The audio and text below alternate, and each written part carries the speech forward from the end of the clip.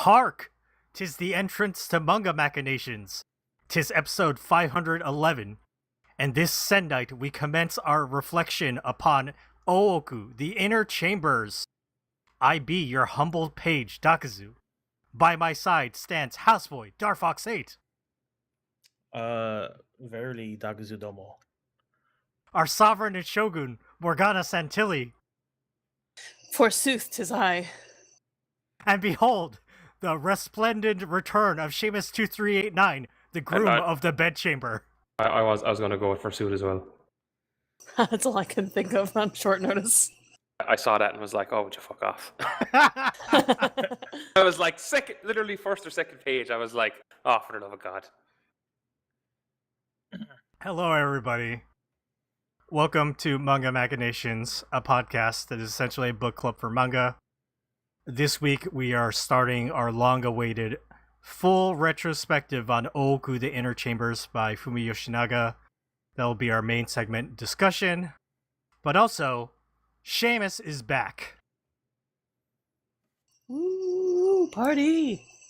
But I was like, "You're back to talking about good manga, so welcome back." Damn. Oh, the shoujo's crying in the corner. The Seamus just fine. ignores them. His shoujo heart is shriveled. It's okay. Yeah, That's just my shoujo heart. I don't think I'm much of a shonen one either now, to be fair. That's true. Yep. But yeah, let's get right into it because we'll have a lot to cover in our main segment. Before we get going, I want to make a shout out to the people who bought us a coffee. If you want to support Manga Machinations, you can head over to ko-fi.com/mangamac and purchase a coffee for us, and we will use that money to do future projects. And we actually just got a coffee donation today from Aliz8E8. So thank you so much for supporting us. And yes, Darfox has put up a splash page on our live stream because we are live streaming our recording on youtube.com/MangaMacTV. And you can see here that Philip has funded our Land of the Lustrous retrospective. We'll be doing that in the future. We did a Berserk Saikyo selection, which Philip also funded. And this Ooku, the Inner Chambers. This retrospective that we're doing today has been funded by Manga Machu, Vicky Dalton, and Lulu. Thank you so much for your support. And shout outs to everyone else who has supported us. Again, Elise8E8, Chris from Canada, Deluid, Mia, Wyatt, Dr. Meltface, Poor Mexican 72, Liquidus002, Xteen, and Jen. Thank you all so much for supporting Manga Machinations. Made possible by listeners like you. Correct. Speaking of our live YouTube recording, Chris in Canada is in chat. Thank you. And he has a listener question for us. Real quick one. With dubs, do you like hearing other accents other than American English? For instance, I played through Xenoblade on Switch, and they have British accents. Thank you for the quick question, Chris from Canada. I don't listen to dubs, so I can't really relate to this question. I understand Japanese, so I always listen in Japanese. Sorry, Morgana. No English Yu Yu Hakusho. It's so good. I come from the Wild West of dubs where they like to put in all kinds of fun accents, especially if they were trying to make up for the Osaka accent or something. The original Sailor Moon, her best friend Naru, who was translated as Molly in the original dub, the Deke dub, she had a Brooklyn accent. Joey from Yu-Gi-Oh! Joey Wheeler, he had a Brooklyn accent. Those were always great. And then of course the bad guys or the kind of beautiful guys, the beautiful men usually had British accents.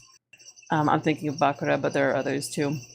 I like accents. I mean, I think it's, it's fun to add a little bit of diversity. And I'm sure that in Japanese, characters do have different inflections and ways of talking that I can't always pick up when I'm watching the subs. I mean, Sometimes it's I can. honestly speaking, it's kind of impossible to translate the Japanese dialects to like a different language. I feel Right. But it's just really too like distinct. yeah, but it is nice to give listeners or viewers in English a chance to kind of understand that this person is supposed to be different somehow. And voice is a good way to do that. So I personally have no problem with it. But I don't watch a whole lot of dubs these days either. I usually watch subtitled anime these days, but I definitely grew up with a lot of dubs with a lot of interesting vocal choices. That's why the best way to experience anime is fan subbed, where they put a giant paragraph on screen explaining exactly what What Nakama is? Yes, It's yes. untranslatable. So funny. That's how I learned what san was. We were watching like Dragon Ball GT fan subs. I don't know when, and early on, like Pan was calling Trunks, just calling him Trunks, and he was like, at least call me Trunks-san, and fat paragraph on top of the screen, and we paused there. We were like, what does that mean? And then we learned what san was, and we felt like really hot shit. We just learned something about Japan. Oh, you basic. I got mine in a manga. My explanation at the back of a book. Those honorifics. It's so funny. Now I like look at those pages and I'm like, yeah, I don't need that. Mhm. Nobody needs that. Who needs that? Doc, so does any part of Japan drop plurals for singulars? Like, because I think instead of saying days, you say day, or miles, mile. Oh, like I drove 50 mile yesterday. Yes. Not really. I feel like with the Japanese dialects, it really comes to like their distinctive like ways of like saying a word that is not like it's only local. Like there's a local word for that. And that's usually like how a lot of Japanese dialects end up going. Of course, like I'm just speaking out of my ass. And Well, that's I don't know Japanese or the various Japanese dialects, but Italian is very similar. Where like my grandmother knows official Italian, like the Tuscan Italian that is like the country language. She knows Abruzzese, which is the dialect of her the province. She knows Pradolan, which is the dialect of her city. She knows Palmolese, which is the dialect of my grandfather's city. She understands Sicilian, which is like a different language entirely. yeah. So it kind of, I mean, that's how dialect works. It's like it just so kind of ingrained in the minutia of not just like a region, but then you get smaller and smaller. You can get down to like a village dialect if you want to. But the dialects are all dying out in Italy. It's kind of sad, actually. Aw. Everyone's just using just regular.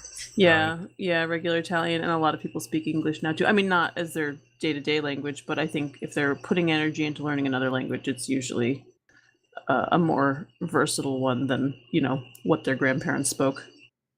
And I'm no different. I don't know my grandparents' dialects. Seamus, you just got back from Ireland. You got those thick, different, like, are there variants to, like, Irish accents? Well, like the southeast of Ireland, that's where they do, like, it's not 7 days, it's 7 days, it's not 10 miles, it's 10 mile. Okay. In terms of, yeah, like, I don't know, the Midwest is, like, very flat, kind of monotone. Other accents. I'm very bad at describing them. I can be like, oh, that's like a Mayo accent, that's like a Dublin accent, that's like the other Dublin accents. That's like South Kerry. Where's the kid who was interviewed by the news and he goes, "Oh God, you're likely to get frostbite." Oh, I think he was from Derry. I think he was up from north. I can't remember if it was Derry or Belfast. But they're like two very distinct accents as well. Fascinating. Let me look him up. oh God, is very very famous clip of like, wow, that guy had a thick accent. Like the first time I heard it, I did not understand what he said. Well, like I remember I got a bus. I was getting a bus from the airport, and the bus driver I think was Lithuanian, and it was me and one other person on the bus. I think she was Polish, and they were talking away. And he was saying like when he first moved to Ireland, he drove the bus from Dublin to Belfast and Dublin to Cork, and he was like, they don't speak English. And I was like, if you land in this country and you're dealing with people from Belfast or Cork or even like South Kerry, like you're fucked. Like between the accents and like the ways of speaking, yeah, like that's not the English you learn in like wherever you learn English in Poland. Like, I mean, it's the same when you go to Japan. If you go out to the like really like remote regions where like they have thick local dialects, if you only know like regular Japanese, you're going to be very confused. Like, what did you just say? You used a different word for many or something? So Language is fun. Except the language in these books that we read this week. we will get to that. Actually, wasn't as bad as I had remembered, but... Dar, is there any variation on Chilean Spanish as opposed to... Yes, there's tons of slang, tons of unique words. But generally, South America generally has what a lot of the international community might call neutral Spanish or Mexican Spanish. I'm speaking purely in media where there's dubs. It's usually Latin American Spanish or neutral Spanish. That means one thing, which is the kind of Spanish they might speak in Chile. And then there's the dub from Spain, which is the Spain Spanish, which I never like to listen to, just because it's different enough. Although they have really good dubs, like I'm not saying they do a bad job, but it's not. It doesn't tickle my nostalgia brain because like the Dragon Ball Z dub was dubbed in Mexico, so it has the quote unquote like neutral Spanish. So, but yeah, even when you get into different countries in South America, like yeah, just tons of like in Chile, pega, which means like punch or paste, is slang for work. Like I gotta go. I gotta go to the pega. I gotta go to the punch. Just tons of stuff like that. It's impossible to not get a bunch of small variances. Not to the point where you're not gonna understand somebody from Argentina as opposed to somebody living in Chile, but yes, it will cause confusions and like huh? Like wait, what did you just say? Well, like what do you mean what do you mean by pega? Oh, your job. You gotta go work. Okay, I see. That kind of thing. Yeah. I may have mentioned this before, but my husband was telling me that so Brazilian like soap operas and things are very popular in Portugal, but they've not been able to export Portuguese soap operas into Brazil because the Brazilians just laugh because it doesn't sound right at all. Brazilian Portuguese is very like it's a very like laid back language. It's very pretty actually. I like it a lot. But European Portuguese is very like harsh sounding. It's a very different, and I can't, if I listen to European Portuguese, if I'm not listening close enough, I think it might be like Russian or like another like Slavic language. It's just like it's such a very different tone, and but I can, when I listen to like Brazilian Portuguese, I can pick up words that sound familiar because it's a Romance language. But yeah, it's so interesting how different the like and so I understand what you mean, like you don't like listening to those ones dubbed in Spain because it just doesn't sound right. Sounds weird.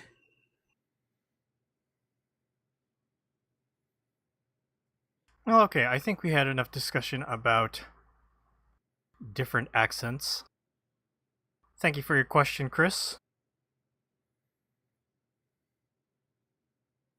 We have Clifford in the chat. Is this our friend Cliff? Cliff, I think. Okay.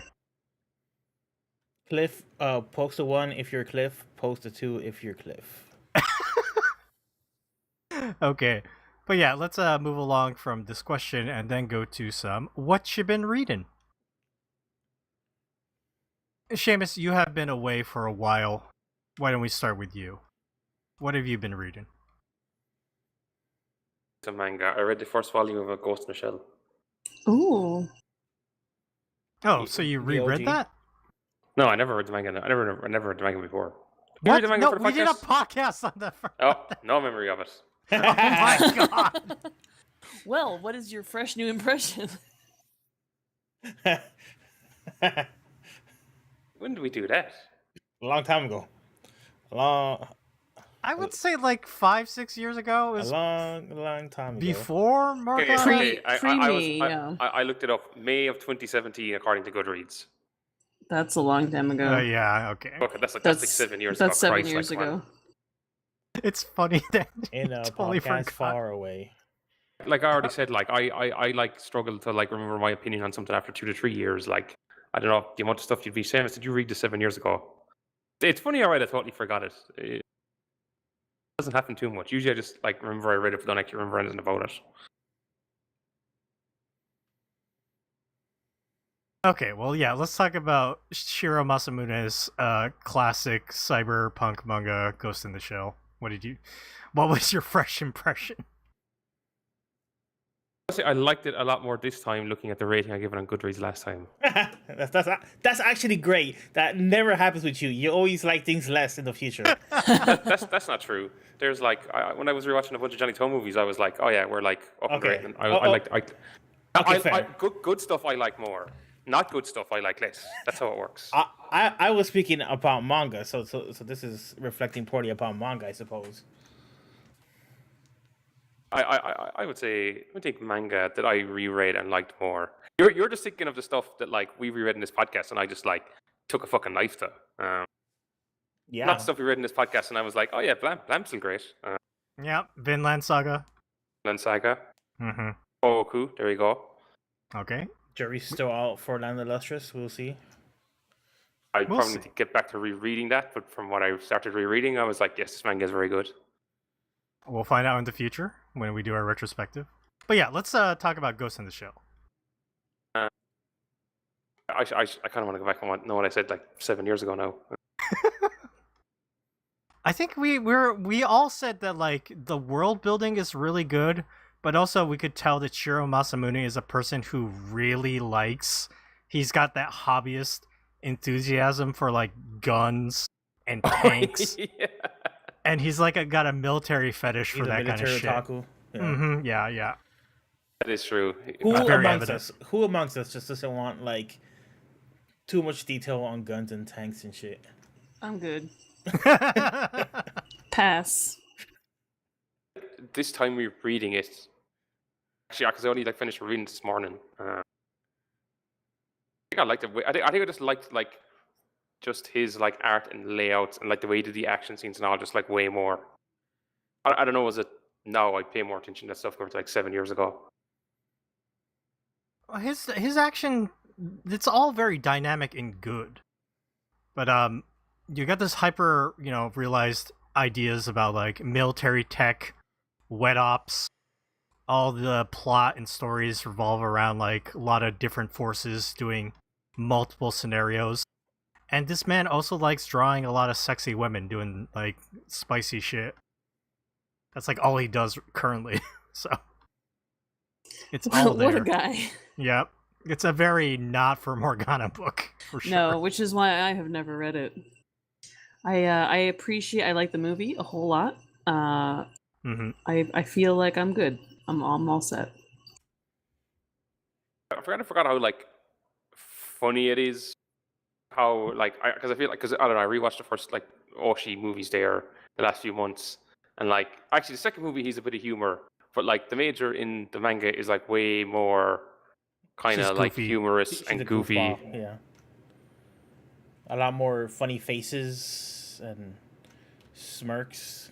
Yeah, in the anime movies, she's kind of no nonsense because that's like the tone, especially with that first movie. That first movie still is good. It's just like a different take from like what you get from that comic. It's kind of funny seeing like, oh, they just took like the flattening Oshi went off and just like, now I'm going my totally one direction. Because even for the second movie, you see, oh yeah, like there's that one story they take, and then you just like, and then a load of other shit, some like 3D, 2D stuff. Mm-hmm. No, I think what's it? I think the library here is like second and third volume of this stuff as well. So I was like, I think I'm going to keep reading this. Oh, you're actually going to check out the sequel volumes, volume 1.5 and then volume 2. Yes. Interesting.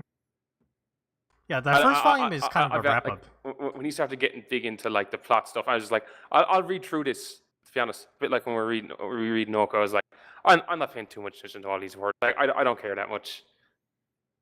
The particulars isn't what's cool about like those action scenes. Yeah, it's like, oh, that's a gun. She's gonna shoot it. That look good. Yeah, just treat Ghost in the Shell as like an action movie, and there's plenty to enjoy there. Yeah, like the one thing I did was like he's very like irreverent and just throws out. There's like a 4-page story about them fucking with the robots to like check are they going to rebel, or like Vato casually like killing like the foreign minister in a car crash. Just like a throwaway panel stuff. Well, okay, I totally forgot the manga, but even like his approach, like he's such a interesting mix. Like you're saying, like it's like all the like very sexy looking women, guns, got very good action. He's like got interesting ideas, and then he's just like throwing them off in like half a panel. And then there's like pages about whatever the fuck the puppeteer was on about. But then as far as I was reading up about, I don't know how well some of that stuff was translated into English. I was reading, I was like, what the fuck is this guy on about? But it was that very like 80s. I don't know what was it like the cosmic and the microscopic, and we're all one, and like quantum mechanics. Yep. So kind of magic wankery. Sci-fi wankery. Yep. Yeah, like a very like, I don't know. I associate that a lot with like what was going on like 80 British comics, but they're all about that stuff as well. But I guess it must just been a thing at the time. Like quantum mechanics and the universe, and everything's What is my interconnected. ghost? Am I a real human? Yes. It's like, okay. To be fair to the band, they don't agonize over that too much. No, get back to shooting. Yeah. So, sexy ladies, big guns, military fetishism. Is it any wonder why this is a very popular manga in the United States? The thing that's interesting about Ghost in the Shell is I feel like most people are not introduced to that series through the manga. No, definitely the movie. Either the movie or the TV anime show. The Standalone what is Complex was pretty popular for a few years there, yeah.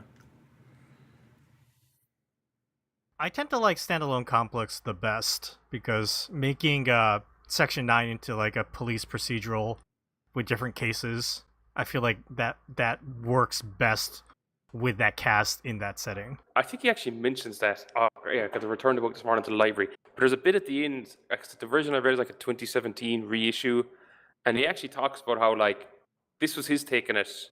And I think he must have been talking about the TV show and all, but he was kind of like, that was like another way to go as like, yeah, actually they do kind of work as like a, you can make it like a TV show, an episodic, hey, here's them going up to this. And I think he was like, that's fine. It was just like this, I just wanted to do this story, and then like, that was it. Yep. I was thinking of rewatching that show because I was like like 2007, I'd say I watched that show. Like, I wonder, like, is it still, if I go back to it now, will I like it? I remember at the time being like, this was great, particularly the second season where it got very into like Japanese politics, the refugee crisis. I was like, oh, this is great. Well, you just have to get back to us after you watch it. Great soundtrack too. Well, Doc, so I don't watch any TV anymore, so who knows when that'll happen. Fair enough. I just think it's really funny that he just came out and be like, I read it for the first time. I was like, huh? What? I'm actually looking back through the episodes to like find it now and be like, what did I think back then? You have to listen, go find out. Anything else from you, Seamus? You want to talk about some Western comics or superhero comics or independent image stuff? Haven't you been reading some Hellboy stuff? Punisher? I think I did all my Hellboy reading. Punisher, no, I was reading through Frank Miller and Klaus Jensen's Daredevil because I had to return it when I got back here to this country. So I was like, shit, we better actually like start getting through. I got through about third towards it. I'm just going to say it's great. I think like when they really hit their stride with the paneling and stuff, I was like, yeah, no, Frank Miller, he's good. Like, you pair him with the right colorist, he does great stuff. I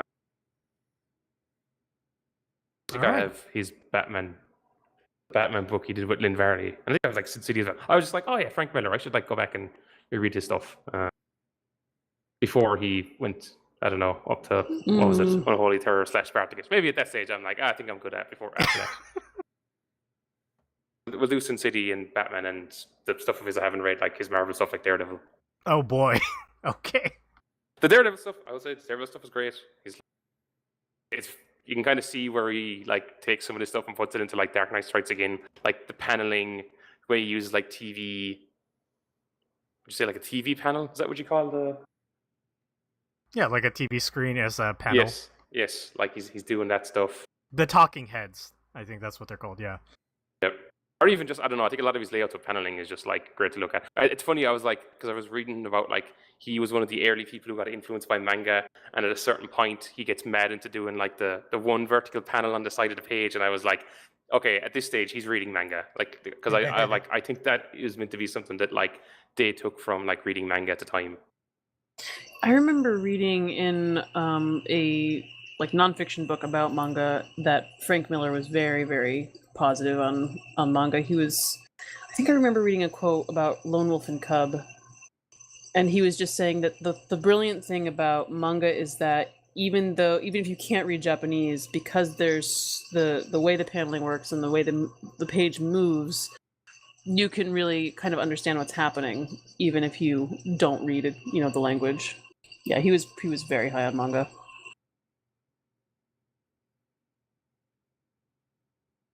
All right, very nice. Thank you, Seamus. Morgana, did you get to read anything else this week? Yeah, I finished reading My Brain is Different, that nonfiction manga I talked about a couple weeks ago. Stories of ADHD and other developmental disorders. It took me a couple weeks to read it because I'm not convinced I don't have ADHD. Which is part of the reason I picked this up. But no, it was really interesting. So I told you guys briefly about it. This is by Manzusu. It was released by Seven Seas. And then the first story is the author talking about her own experience, getting a diagnosis for her son, and then going back and after she learns more about developmental disorders and realizing that she has ADHD, and kind of how she, discovered that. And then she collected stories from a bunch of different, mostly adults, but some were teenagers as well, with various developmental disorders, ADHD, autism spectrum disorder, a learning disability. And each of them kind of, she presented each of their stories, and it's really, they're very diverse, like the kinds of ways that they discovered the symptoms of their disorders, even if they're the same disorder, how they manifest is very different, which I mean is not surprising, right? These are spectrums, right? Again, we've discussed, but it was really interesting, and some of them were very depressing, really sad. There were a couple suicide attempts, spoilers,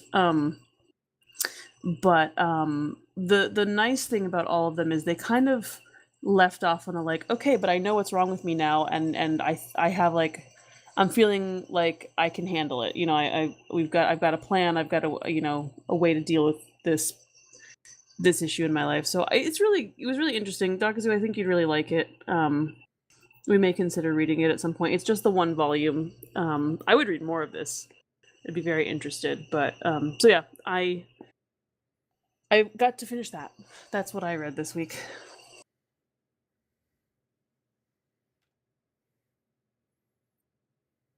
Very nice. I'll apply it to our little Google Doc where we have all our like podcast episode ideas. Put it on the docket. Yeah. Okay. Darfox. Hi. What do you want to talk about? What do you want to talk about? I think we want to talk about a manga that started this week called No Name over on Manga Plus. I asked Darfox to look into this. This was the one new thing that I read this week. No/name, right? No/name, yeah. Who knows how like you're supposed to pronounce any of these names? Japan loves their Spy X family. You're supposed to read a Spy Family. This is a manga that is created by a international team. So it's written by Rafael Jacqui, who is he's a showrunner for Cyberpunk Edge Runners, Morgana. Oh, interesting. So he was a writer for CD or I think he still works with CD Projekt Red, Seamus. And he worked on like The Witcher. So he's the author. And then we have the artist is Machine Gamu. So this is a manga where people's names grant them superhuman powers. 2 agents from the Nordic Naming Bureau, NNB, an agency specialized in investigating crimes committed by namers, handle the case of a man and his missing wife and son. Things take a turn, however, when the duo comes face to face with the man who wishes to give his son the same name as himself. This is pretty interesting. I wanted Dar to read it, so I had a different take on this as well. But my take on it was, it reads like a Western comic, or like a comic that you would pick up, like a trade paperback story, maybe an Image comic. A lot of text. The first chapter does a little better on focusing on like doing it more like manga style, like visual storytelling. But as you go through it and like as you read it, it just like it makes some really interesting choices. And even like the cover, like the title page, it looks like it's like a comic issue. Dar, what were your impressions of No Name? I thought it was good. I liked it quite a bit. However, everything I liked about it wasn't about the core concept or gimmick. The core concept or gimmick, it's not like it's a completely unoriginal idea. I think they're kind of cooking a little bit with it. It's okay, but it does seem a little bit like, oh, what's this manga about? I don't know. Maybe your name gives you superpowers. Yeah, it's like, it just seems like it. I don't want to say like a very typical manga concept, but like as I was reading, I was like, have I seen this before? Has this been a thing? It's just mangas, or I guess I should say, a lot of popular battle manga is all about like, coming up with concepts for powers so that characters could have large and diverse power sets, so they could have a large diverse cast of different matchups and battles. It's very common. So what I liked about this book was that it's actually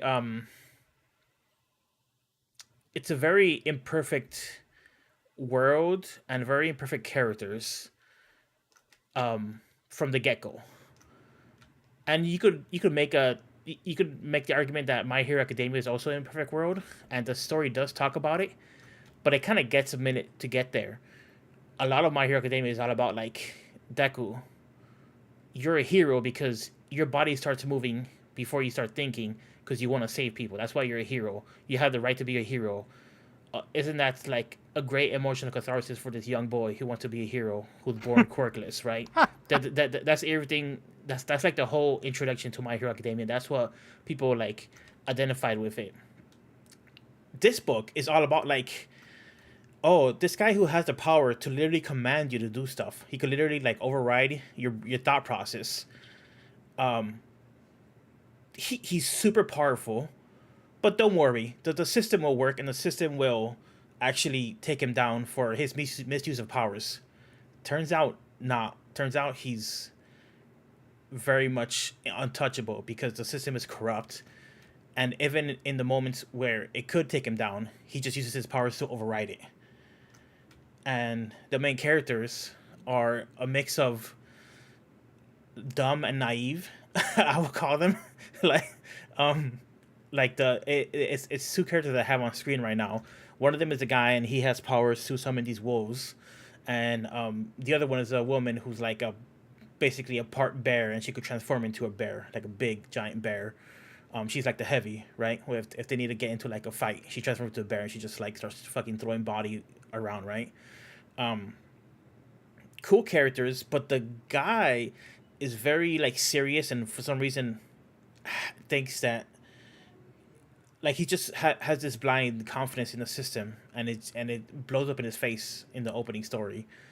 And the girl seems kind of just like reckless, and she's not like, you know, it's not clear if she has any like further ambitions in her life. I haven't read a lot, anyways, but that's what I liked about the story, is that it seems kind of like a book that's directly going into like the weird, fucked up aspect of this world, as opposed to something like Naruto or something, right? That's like, oh, there's these kids who are basically raised to be soldiers. They're all child soldiers, but we're not going to think about that. It's all fun ninja adventure, you know. This is the type of book that thinks about it a little bit. At least it seems like it. This page right here has the guy commanding them to go find his son because his wife ran off with the baby, and they start asking questions like you would want investigators to start asking, like, well, has she been in trouble? Has she been acting okay? Was there issues between you two? And then he starts getting sick of these questions, and he's like, go find my son. And he just sent him outside, and it works. Like, it overrides their thought process, and they leave. And then after they leave, they're like, he just used his power on us, didn't he? Like, yeah, don't worry, I'll report him, and he'll get in trouble later. That doesn't happen. He has his way. Like, this guy is a third bag for reasons that I haven't even talked about. Like, actually, like, disgusting third bag. And he like wins. So yeah, I don't know. No, you did a good job describing it. What's interesting to me is like the reaction of the Japanese like audience who like reads this over on Shonen Jump Plus, because they have an open comment section, which is like can be a whole can of worms. But I noticed like in general people are like the art is great, and some people are like, I'm really not into this story that has no sense of justice. Like, what the fuck is happening with this bad guy just like getting his way? Let me tell you about the world. Yeah, so it's kind of split, like, the opinion about whether they like the story or not. But Morgana, the thing that I think is the funniest comment that I saw on the Japanese side is you have 2 chapters that were put up for this because it just like started this week. And in the second chapter, they added like all the sound effects have been done in English. Like they still have the Japanese like style sound effects, but they're just written in English. And in the second chapter, they put the Japanese translation right next to them. Like we get in like a Kodansha manga in English. Mm-hmm. And the fucking Japanese audience was like, this is awful to read. This is so unreadable. Cry me a river, y'all. I know they were bitching about that. I just started laughing. I was like, oh, you poor, spoiled Japanese manga readers have no idea. That's one of my preferred ways of getting the translation. So because it doesn't mess with the with the image. If you can't go like full deep and have a really like exhaustive redraw, it's kind of better to just just give me a footnote. It's on not the even a footnote. page, not in the back of the book. It's next, it's next to the sound effect and very small. And that's then fine. like, but the Japanese people were like, "This sucks. This is really hard to read. It ruins the pace of reading." And I was like, "You poor Japanese people have no idea." They should they should just put it in the back of the chapter so they got it done back and forth. Yeah. See if that fucks with the pace. We have no sympathy for these Japanese readers. No, zero sympathy. There are a lot of ways to do it, and that way is one of the better options. Yeah, I mean, go ahead. Sorry, did they want like a full redraw, or did they just want to read it in English and, Yeah, I think it's one or the other. They would have preferred it not to even be translated. I mean, all right. Suit yourself, guys. Do you think Japanese fan subs have the equivalent genre of what they're like the paragraph to explain various parts of American culture? Maybe they'd rather just get the paragraph. Well, that would ruin their reading speed, so probably not. Or they're watching. Well, like if they're watching it, are they just like, don't explain it to us? Just like we'll just context. We'll understand by context clues, or we won't get it at all. To be fair, I mean, if we're talking about American media, I think Hollywood has made it so that a lot of things that I think a lot of American customs and things are much more well known worldwide than we Americans understand customs from other or language quirks from other parts of the world. I would say probably, yeah. That isn't to say there's nothing that they could learn, but I think they're starting off with an advantage that we don't have. Another thing about this manga is that it is for language nerds. We're talking about languages. This whole manga is like etymology of words, because like the names, like a name could have multiple meaning, and that the same name, like multiple names could mean bear. So there's multiple people who have bear powers, and in the second chapter there's like a underground bear fight club where all the people who have bear powers just show up to like a fight club, and they just start wrestling as bears. Underground Bear Fight Club sounds like something you might see in a red light district somewhere. Yeah, yes, somebody might pay good money for that. But I think her name is Osa, or Ursula. Is it Ursula? Ursula is, yeah, that's bear. Yeah. Ursa is the root, the Latin root. I wonder what was the other guy's the guy with the wolf's name. But like when I read it, I also like, oh yeah, that means wolf. I knew that much. The other cop? Is it like Lupo or something?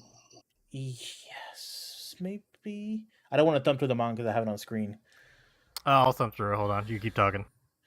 Yeah. So on screen, I have an image where the first time Ursula transforms, and she's confronting somebody that they're investigating, and her name means like fortress or defense. So this is like Vivica, an old Vivica. So this old lady just transforms these bricks around her, and then Ursula, maybe because they're not the best investigators, as we find out, she just transforms into a bear and says, "Bitch, I could like break apart this fortress if I want to. Just tell us what we need to know." So it's the art's cool, and the concepts are kind of neat, kind of original. I'm like, again, the concept isn't the thing that's I think is cool about the book. It's more just the story that lacks justice, the story that lacks a sense of justice.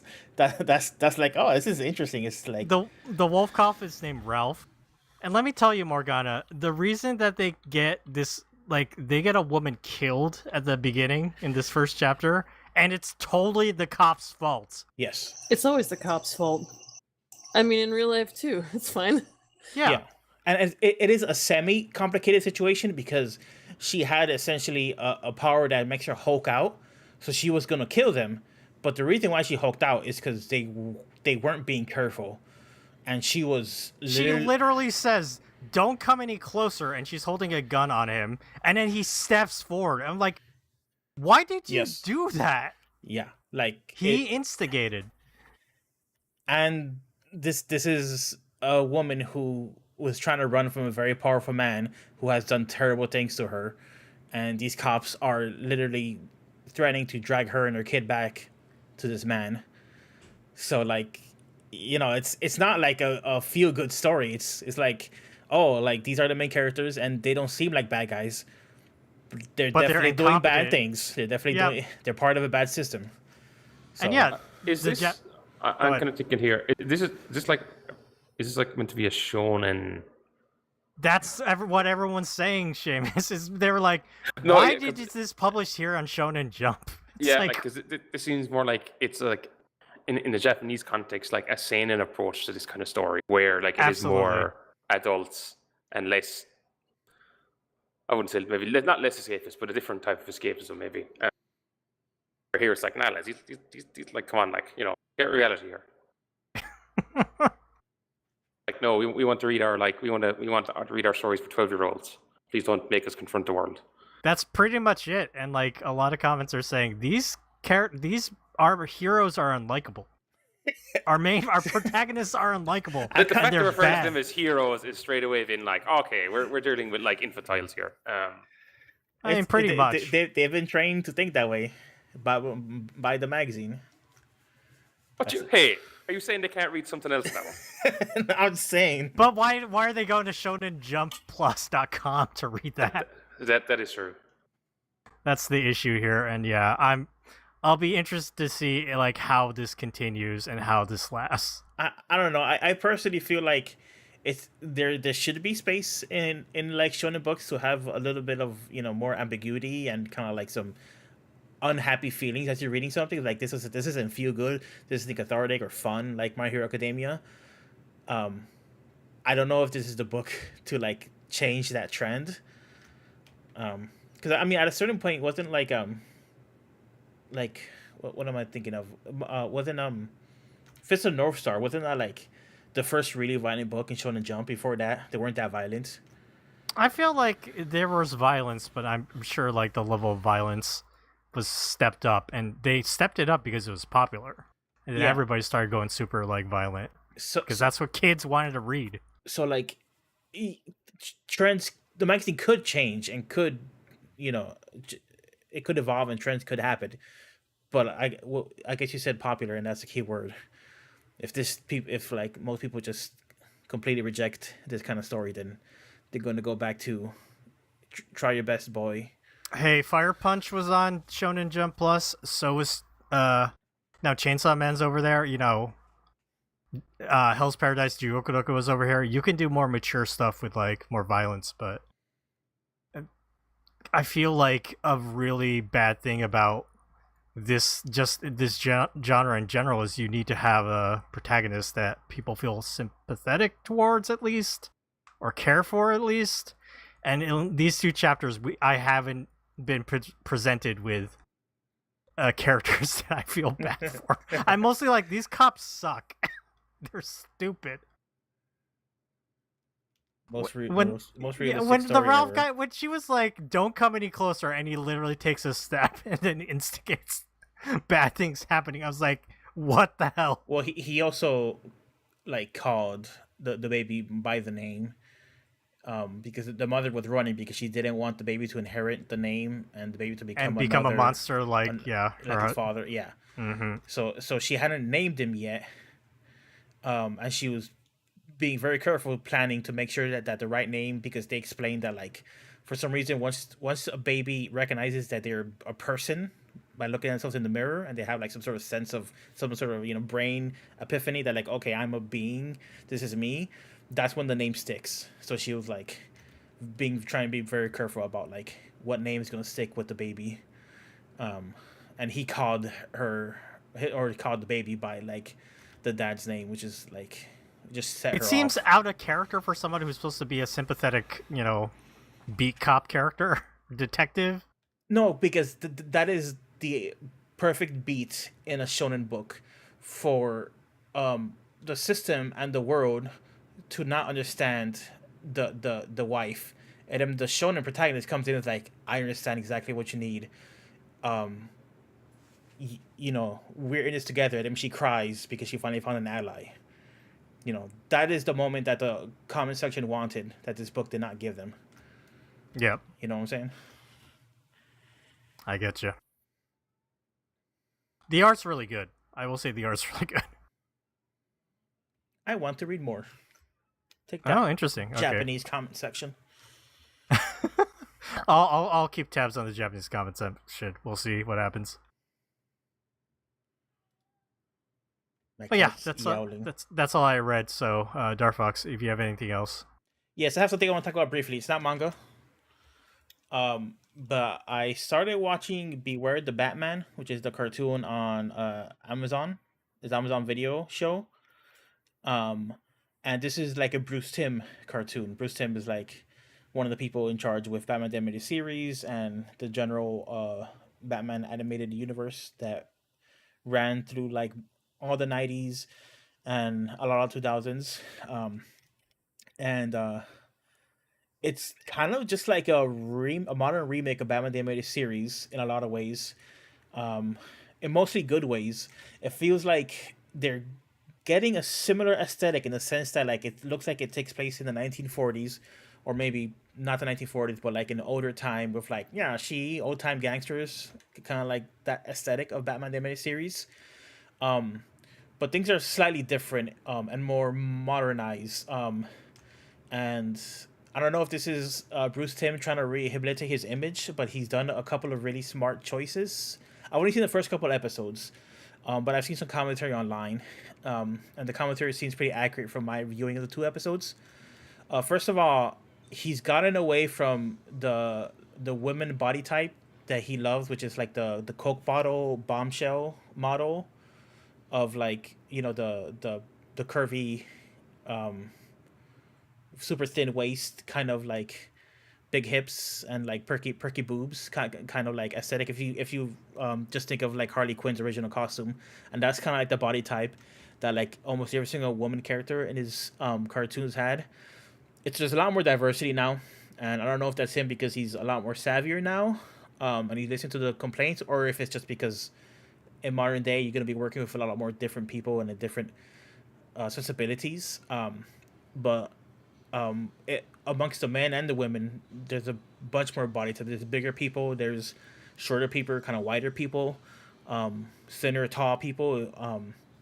It's a very noticeable difference if you are familiar with Bruce Timm and how his cartoons look like. Because I think he did the character. I think because he did the character designs for a lot of the characters in the original anime series from the '90s, and I think he's doing it for this one as well. And there's just kind of like smart choices with some of the characters. Like Barbara Gordon isn't like a high school girl. She's a defense attorney, so she's like a grown adult working in like the criminal social justice system, and I haven't seen anybody complaining about it. I'm sure people are always complaining about shit everywhere, but Penguin is a woman now, so they've gender swapped a couple characters, Oh, but interesting. she works really really well, and she has like 2 sons, and they're just like really shitty. So I saw somebody compared him to Donald Trump's kids, and they might be accurate because they kind of look like Donald Trump's kids. So they're like really shitty, weird, bickering, and they don't love their mother. They're just like, you know, she just like paid for their life or whatever. Um, it's a interesting attempt to ground some of the aesthetics, or you know, I guess after having seen only 2 episodes, I can't say for sure, but like one of the plot points in the first episode is that Penguin had like a military grade like artillery cannon on her boat, and when you first see it, it looks like a giant umbrella. So you're like, oh, that's very like Silver Age Batman, like this giant umbrella cannon. But turns out that was just like the tarp to cover the cannon, and they pulled it off, and it was just like a regular cannon. So like, there's moments like that where they're like, it's not quite as like camp that maybe because Batman the original Batman the anime series from the '90s, it was a pretty dark show for as far as the aesthetic, but it was still made for kids. It was still a lot of like fun camp stuff in it. And they're getting away from that a little bit. So I don't know if they're just trying to like, I don't know if it's one of those situations where it's being made for people like me, who I was a kid when the last show was on, but now I'm an adult. So they're trying to like appeal to like my generation more, as opposed to just like the new set of kids. But I'm pretty positive on it as far as the first 2 episodes go. So if you ever had any love for Batman the Animated Series, and you want to see kind of like a, you know, however many years later, like a 30-year later, just like retry. I think they're making some really smart decisions in it, and it is episodic. Every episode is kind of like its own adventure, but there is ongoing plot points, and recurring characters like Barbara Gordon's recurring character, Renee Montoya. I think it's gonna be a recurring character. She's a huge part in episode 2. Well, that's the other thing. This show is less a Batman show and more like a Gotham show so far, because like Batman is he's I would like he's probably like in 40% of each episode that I've seen so far. It mostly followed Renee Montoya in episode 2, and in episode 1 it mostly followed like the Penguin and her like machinations, and then Batman shows up to like try and you know um, foil their plans or whatever. To be fair, Batman is the least interesting part of Batman. I think they really get that here. They're really focusing on, and Harvey Dent is in the show, and he's like a really shitty, really egotistical, um, DA who's like running for mayor, right? So he's just like he's really smarmy. He's always giving off like his campaign pins and stuff like that, and he's like already like trying to insinuate that he's gonna punish people once he's mayor who aren't on his side now, that kind of thing. Political revenge and stuff like that. But I hear that like keeps coming up in the episodes, and he has his own arc and stuff like that. So I'm excited to watch the rest of it. Very nice. Where is this at? It's Amazon. If you have Amazon Video, it's on there. Oh, and the last thing I didn't talk about, because this is the negative part, is the one part where it's very unfavorable comparing to Batman the Animated Series, and I think this is where Morgana will agree with me, is that it has like that really modern, clean looking animation, but it has a lot of like the design aesthetics of the original animated series. So it's very immediately, because if you watch the animated series, there's a lot of like dirt on the lens and even hair and stuff like that. It's very imperfect image, but it has like that griminess to it. That original Batman animated series like looks really good.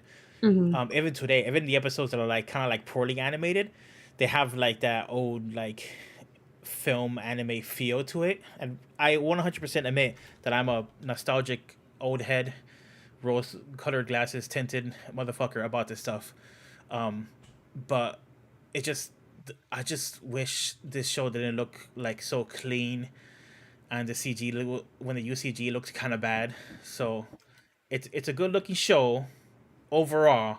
It's just not great all the time. All right. Thanks, sir. I'll definitely want to check this out. Let's end our What You Been Reading section. And before we get to our main segment, we're going to talk about what we're doing next week. Next week, we'll be continuing our retrospective on Ooku, The Inner Chambers. And we'll be looking at volumes 4, 5, and 6. So stay tuned for that next week. Alright, everybody, we're going to take a quick break, and when we come back, it'll be time to dive into the world of Ooku, The Inner Chambers.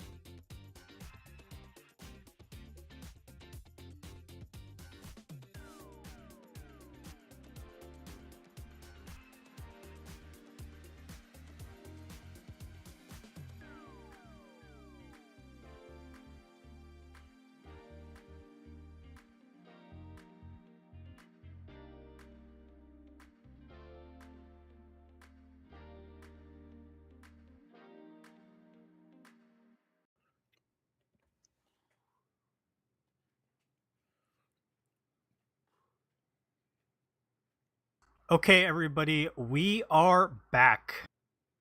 It is time to dive into Fumi Yoshinaga's Ooku, the Inner Chambers.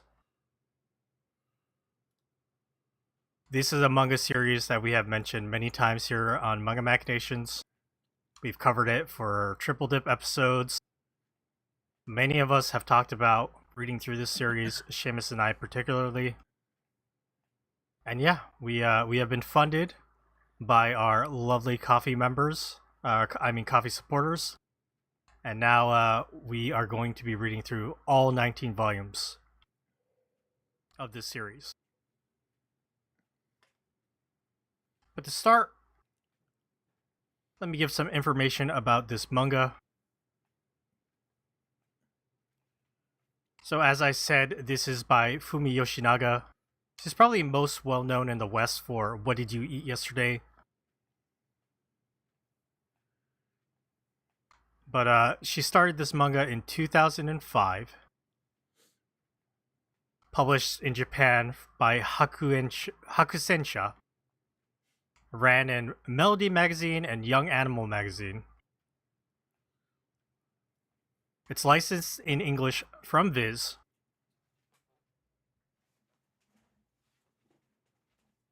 Let's see. For the localization team, we have translation and adaptation by Akemi Wegmuller. Touch-up art and lettering, Mona Lisa de Assis. Design, Francis O. Liddell. And editor, Pancha Diaz. I'm going to read the copy for Volume 1 real quick. In Edo period Japan, a strange new disease called the red-faced pox has begun to prey on the country's men.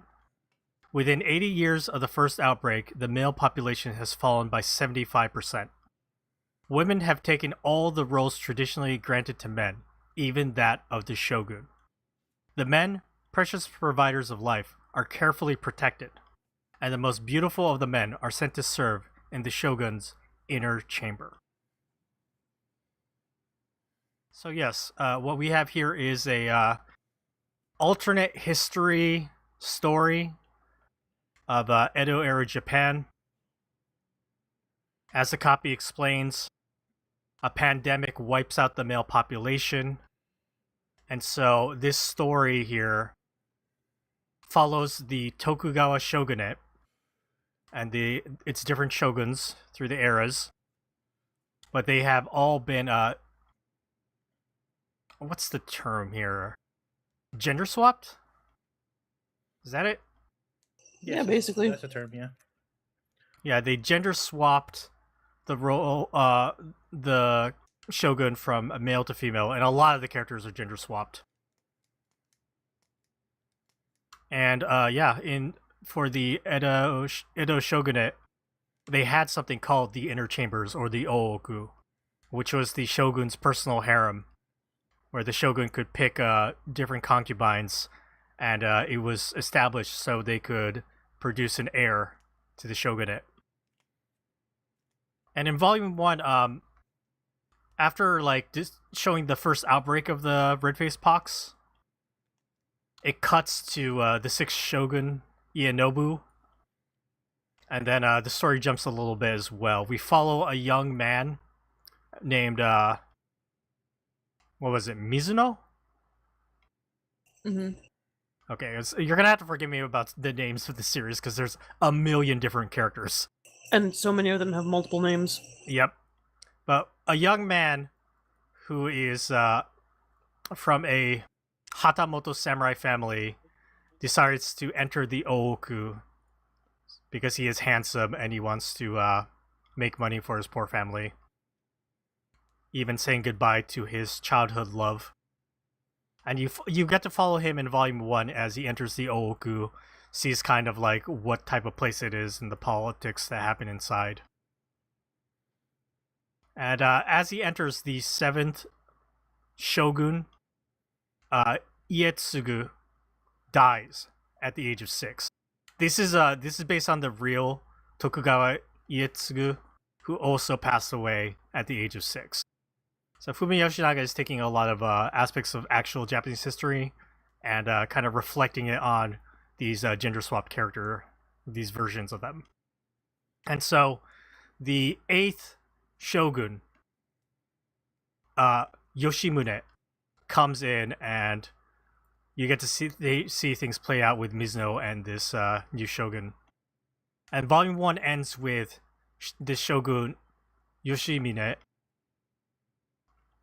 She wants to find out the history of the Ooku, like why it was established, how did it start? And that's where volume 2 and 3 go into, like the beginning of the Ooku. It flashes back in history.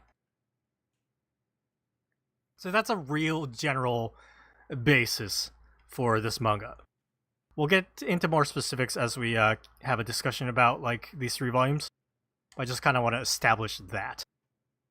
Did I miss anything, guys? Did I do it? Yes, you missed a lot. No, I'm kidding. I mean, I probably did. We'll You answer did the more basics. Yeah. Yeah, we'll answer more specifics about like what the Tokugawa shogunate is, what that even means in Japan, and more history of this period. Hopefully, Seamus will answer a lot of that stuff for us, or correct me, because my information and my knowledge about this is pretty sparse. But first, let's talk about this actually English edition and the jokes we were making at the very beginning of this podcast. The translation of the English here is in, what would you call this? Old English? Victorian age English? I think is it meant to be more like Shakespearean. Shakespearean English. Yeah, kind of, exactly. It is a fucking choice for sure.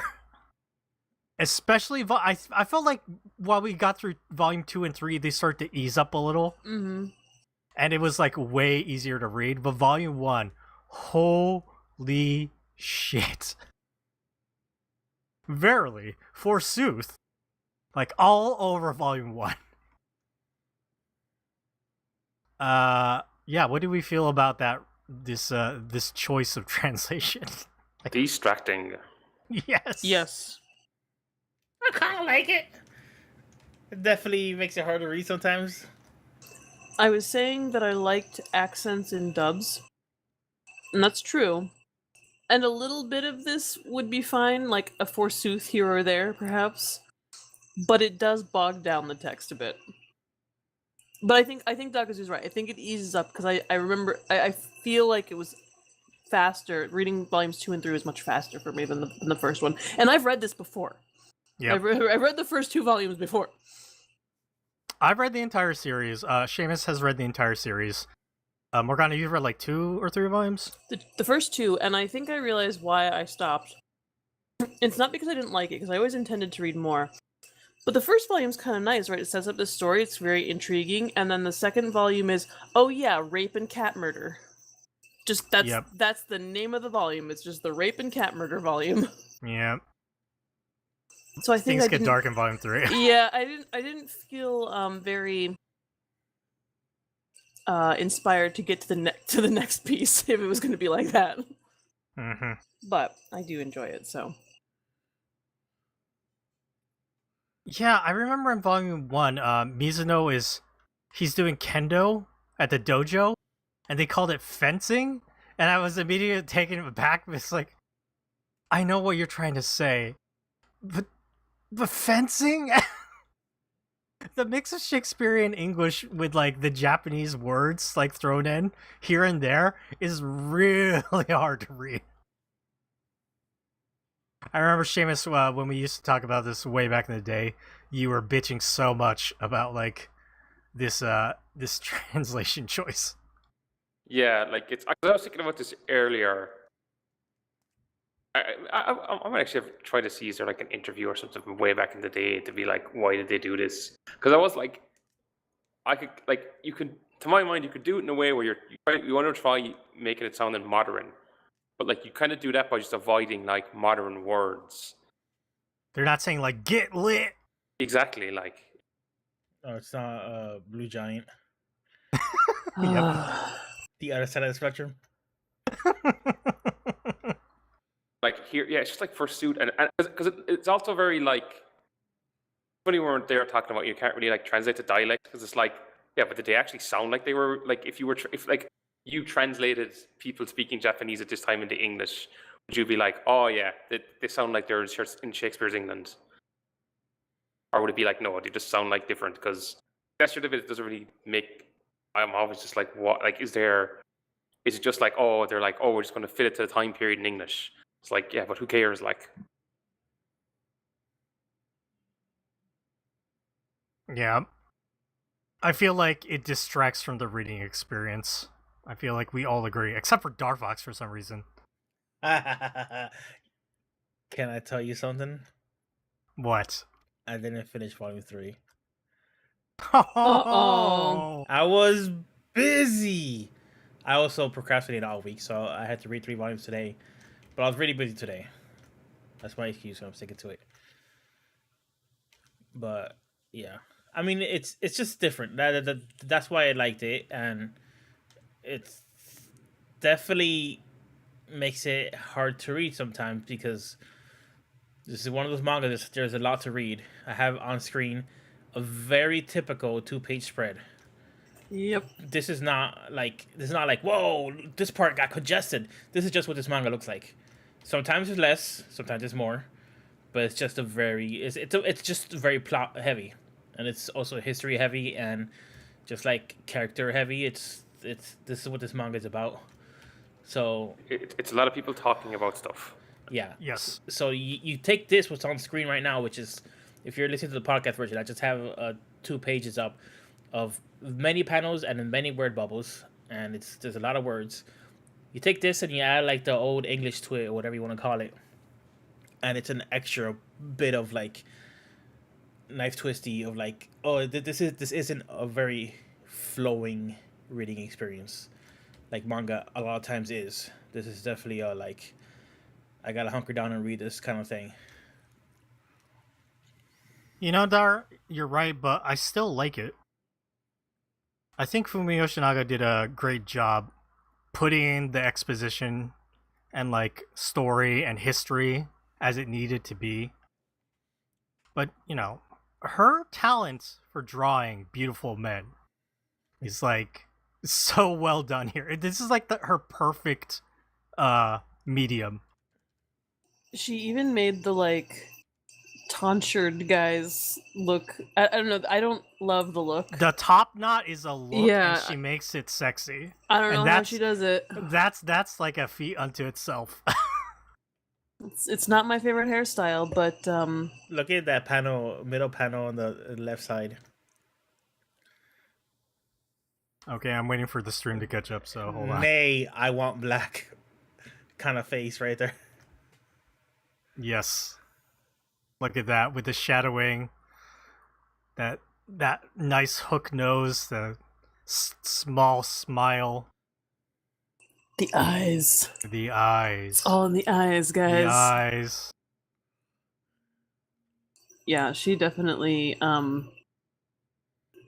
she was like, I want to draw a bunch of beautiful men. How do I do that? Oh yeah, I make a harem full of them. That's how.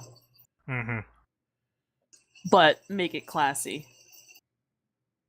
Make classy it classy. harem. Mm-hmm. I think she gets how to do it in I'm gonna say like these kind of dramas in manga form, which is like I mean, not so much in manga form, but it's like there is no upburst of emotion. Like upburst of emotion are rare. It's all like looks and glances.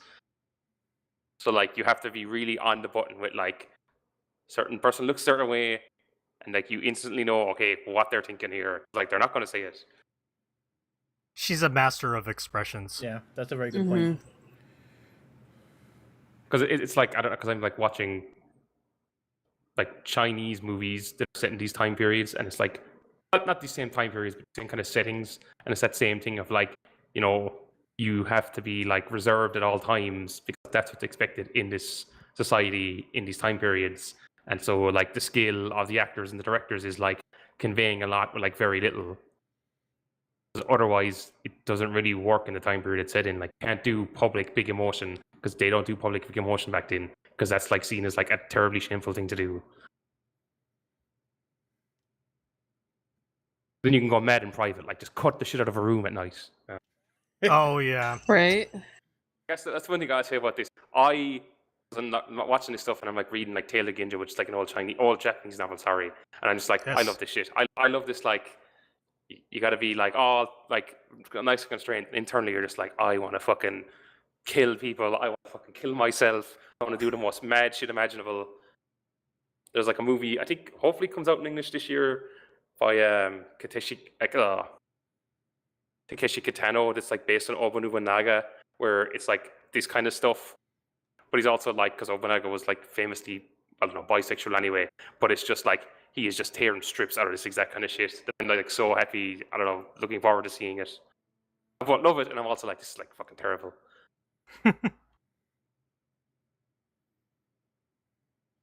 This is the good romance. It's like, you know, it's fucked by society. There's no happily ever after for people. Like, This get what is they get. real. And it's all going to go to shit. That's the world they live in.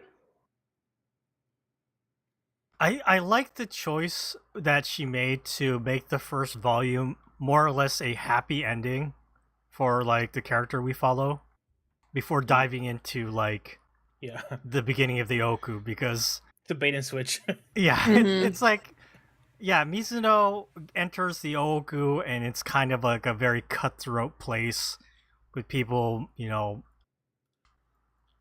like people like forcing the newcomers to be like a sex mule, or you know bullying and all sorts of other things. But somehow this Mizuno, he persists and like shows his character, and he's picked to be the new shogun's first lover, the secret swain. But the secret swain must be, you know, forfeit their life because they are how did they describe it? Because they have defiled the maidenhead of the shogun. Yes. It's gross, y'all. Yep. And as the shogun points out, extraordinarily wasteful when you consider the fact that the country's men are mostly decimated. Yes. The good news is they don't go through with the execution. Instead, the shogun lets Mizuno go and return to his life under a different name. So he's able to go back to his childhood friend and marry her. And so that was like a nice story. And then it's funny because the new shogun, Yoshimine. Kind of interesting thing about Yoshimine is that the real Tokugawa Yoshimune, sorry, I keep saying Yoshimine, but it's Mune. Yoshimune did a lot of reform and was known as like one of the best shoguns of the Tokugawa era. And we see that like kind of represented here because she's very frugal and she doesn't want to waste money, and she looks at the Ooku and is like, this is such a waste of money. And she immediately, you know, calls 50 of the most handsome men. And of course they're all dressed in with black kimonos like Mizuno was. And she's like, you're fired. Get the fuck out of here. Her logic was sound. It was sound. yeah. She, yeah. Like y'all young and beautiful, y'all won't have trouble finding like a wife and propagating children around. Get on out there and do good. Sow She's that a- seed. Yeah, she's a great character. I love how like afterwards she would sneak around and grab random houseboys and just like have sex with them. I just love too that she's like, I have dismissed the most handsome men, but that does not stop me from being extremely horny. Yeah, Love her. I love her energy. she's great. It's a shame like we jump away from her at the end of volume 1. Do we, I mean, I guess this is spoilers. Do we come back around, I assume? Yes, because Yeah. this series, Morgana, will basically follow the Ooku to its end, which means we're going to go all the way into the Bakumatsu period, the end of the Tokugawa shogunate. Wait, what's the time? Is that like decades? More than A 100 couple years? hundred years. Couple hundred years. Hold on. Okay. Let me look up the exact. Yeah, I have the years right here, Seamus. It's time for some history lesson. We're going to teach Dartbox. In our Ooku retrospective, we're gonna have a section called "Let's Teach Darfox Something." Okay. Poor Teach Dar. Um, Dar, I also don't know shit, so don't feel bad. Learn me Oh, something. wait, no, wait. Okay, we should have probably talked step forward. All right, we'll start with what do they do, like a pre-test? a Even if you pre- don't know what pre- the Tokugawa shogunate is, like if you were to describe it in 3 sentences. It is the it is the government essentially. Is the emperor is supposed to be in charge of Japan, but essentially the shogunate was in charge of Japan. Something like that. That's And- actually not that wrong. Yeah. And is it was it like the 1600s, 1700s? So the Tokugawa shogunate started with Tokugawa Ieyasu in 1603 and it went to 1868. 1603. Mm-hmm. 1868. Yeah, it's a Yeah, couple so of 250 years, more than Wow. 250 years. Okay. Yeah, And then Bakumatsu period was after that? yeah. The Bakumatsu period is the end of that. Basically, Bakumatsu means the end of the Bakufu. Bakufu is like the shogunate. So, yeah, and then it went into Meiji Restoration, and then you get things like Rurouni Kenshin or Demon Slayer time, the Taisho era, the Meiji Restoration. That's when you get some Western influence coming in and Yeah, the thing about guns and stuff. the thing is like Wait, no, Westerners are gun- already gun- trading. Yeah, guns already exist in Japan. Yeah. What I'm just trying to place things in my mind. So, for example, Inuyasha takes place in like the Warring States period. I No, assume it's pre-war. It's the it's Genji period. Yeah. So that's like what, the 1500s? All right, hold on. I'm not exactly sure about This that. is why I'm just trying to like. The Genji period. What? What's the Genji period, Dakazu? No, the Genpei Wars. Sorry. Oh, that's one. Ginpei. Okay. Yeah, yeah. It's like you're going way back there now. Genji. Okay, so yeah, Kamakura Genpei. I'm gonna say it's like the 1100s Morgana to the Ooh. 1300s is Inuyasha. Okay, so like what we would call the Middle Ages in Europe, or the Dark Ages, Middle Ages. Yeah, and basically around the 1400s to the 1600s, that was the Warring States period, or it might be even like the 1500s, just like It's a that Renaissance. century. That's that's Oda Nobunaga and everything. Basically, what happened was Oda Nobunaga was on his way to conquer the entire Warring States period around the 15th, 16th century, and then he was betrayed and he died. And so the actual person who ended up conquering the country was Toyotomi Hideyoshi. But his reign ended after he died. And then after like the power vacuum, Tokugawa Ieyasu was the victor, and then he established the Edo period. His Tokugawa shogunate lasted that 250 years, a long time. Okay, I was just telling my husband earlier today, I think, that in the United States we don't get a whole lot of world history. We get the Revolutionary and Civil Wars like 30 times in the Yeah. public school system. And I mean it's important to know your own country's history, but I've been thinking more and more about how that history does not exist in a vacuum. And it's really helpful to know what was going on in other parts of the world. That's why I was kind of like, okay, so that's what we call the Middle Ages in Europe, because I have context for that, and it kind of helps see like how, I don't know, I have very little grasp of Japanese history and like Asian history in general. So this is actually very helpful. I would say it is not like the Middle Ages. Well, not really like the Middle Ages in Europe. But the time period is around the same. Yes. That's- yeah. Slightly, Like- it's kind. There is like, I guess, like the shogunate is feudalism. Yeah, it just helps me to know. So if this is going on in Japan, it gives them a little bit of context for, okay, this is what's going on in Europe, and this is how it's different. And I mean, Japan closed itself off, so That's one issue I have with this manga. They kind of overblow the degree to which it closes itself oh off. yeah.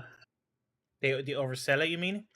Yeah, like so the manga kind of implies like, oh, Nagasaki was the only way that like Japan traded with the rest of the world. Like that wasn't true. There was like that was the only one that the shogun controlled, because Satsuma, which were based in Kyushu, like they traded with Ryukyu and would end up like conquering it, but would kind of keep it private from the Chinese, because if the Chinese find out, they wouldn't trade with Ryukyu anymore, because China at the time would only trade with a country if you acknowledged them as your superior, and Japan didn't. And then you had another daimyo on an island that was close to Korea, so like they basically controlled the trade of Korea.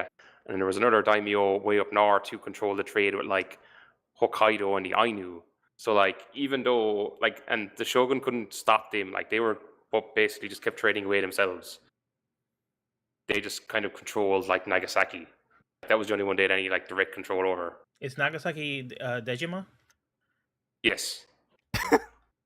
Dark, do you know what a Dejima- daimyo is? It is a giant person that kills people. No. No, a daimyo is basically a feudal lord. And in What's- this case, they're usually like a military general. Okay, what's a Sancho? Sancho? Wait, did I get that name wrong? I think. How'd you spell that? Oh no, I'm looking it up. Are you thinking of the character? No, or maybe I'm thinking of San. No, sorry, I'm thinking of Senshiro. Oh, never mind. I was thinking of Sancho the bailiff. What's a bailiff? Isn't that a jailer or somebody who? Not in the context of the film I watched. I watched Ah. Sancho the bailiff. They're And- kind of like an officer of the law. They're kind of like a police officer, but their main thing is kind of like dealing with tax. Okay, I guess that makes sense in the context of the movie. He ruled like an area, and he had slaves who would like farm for him or something. I don't know. I was just trying to distract Dagazu. You did.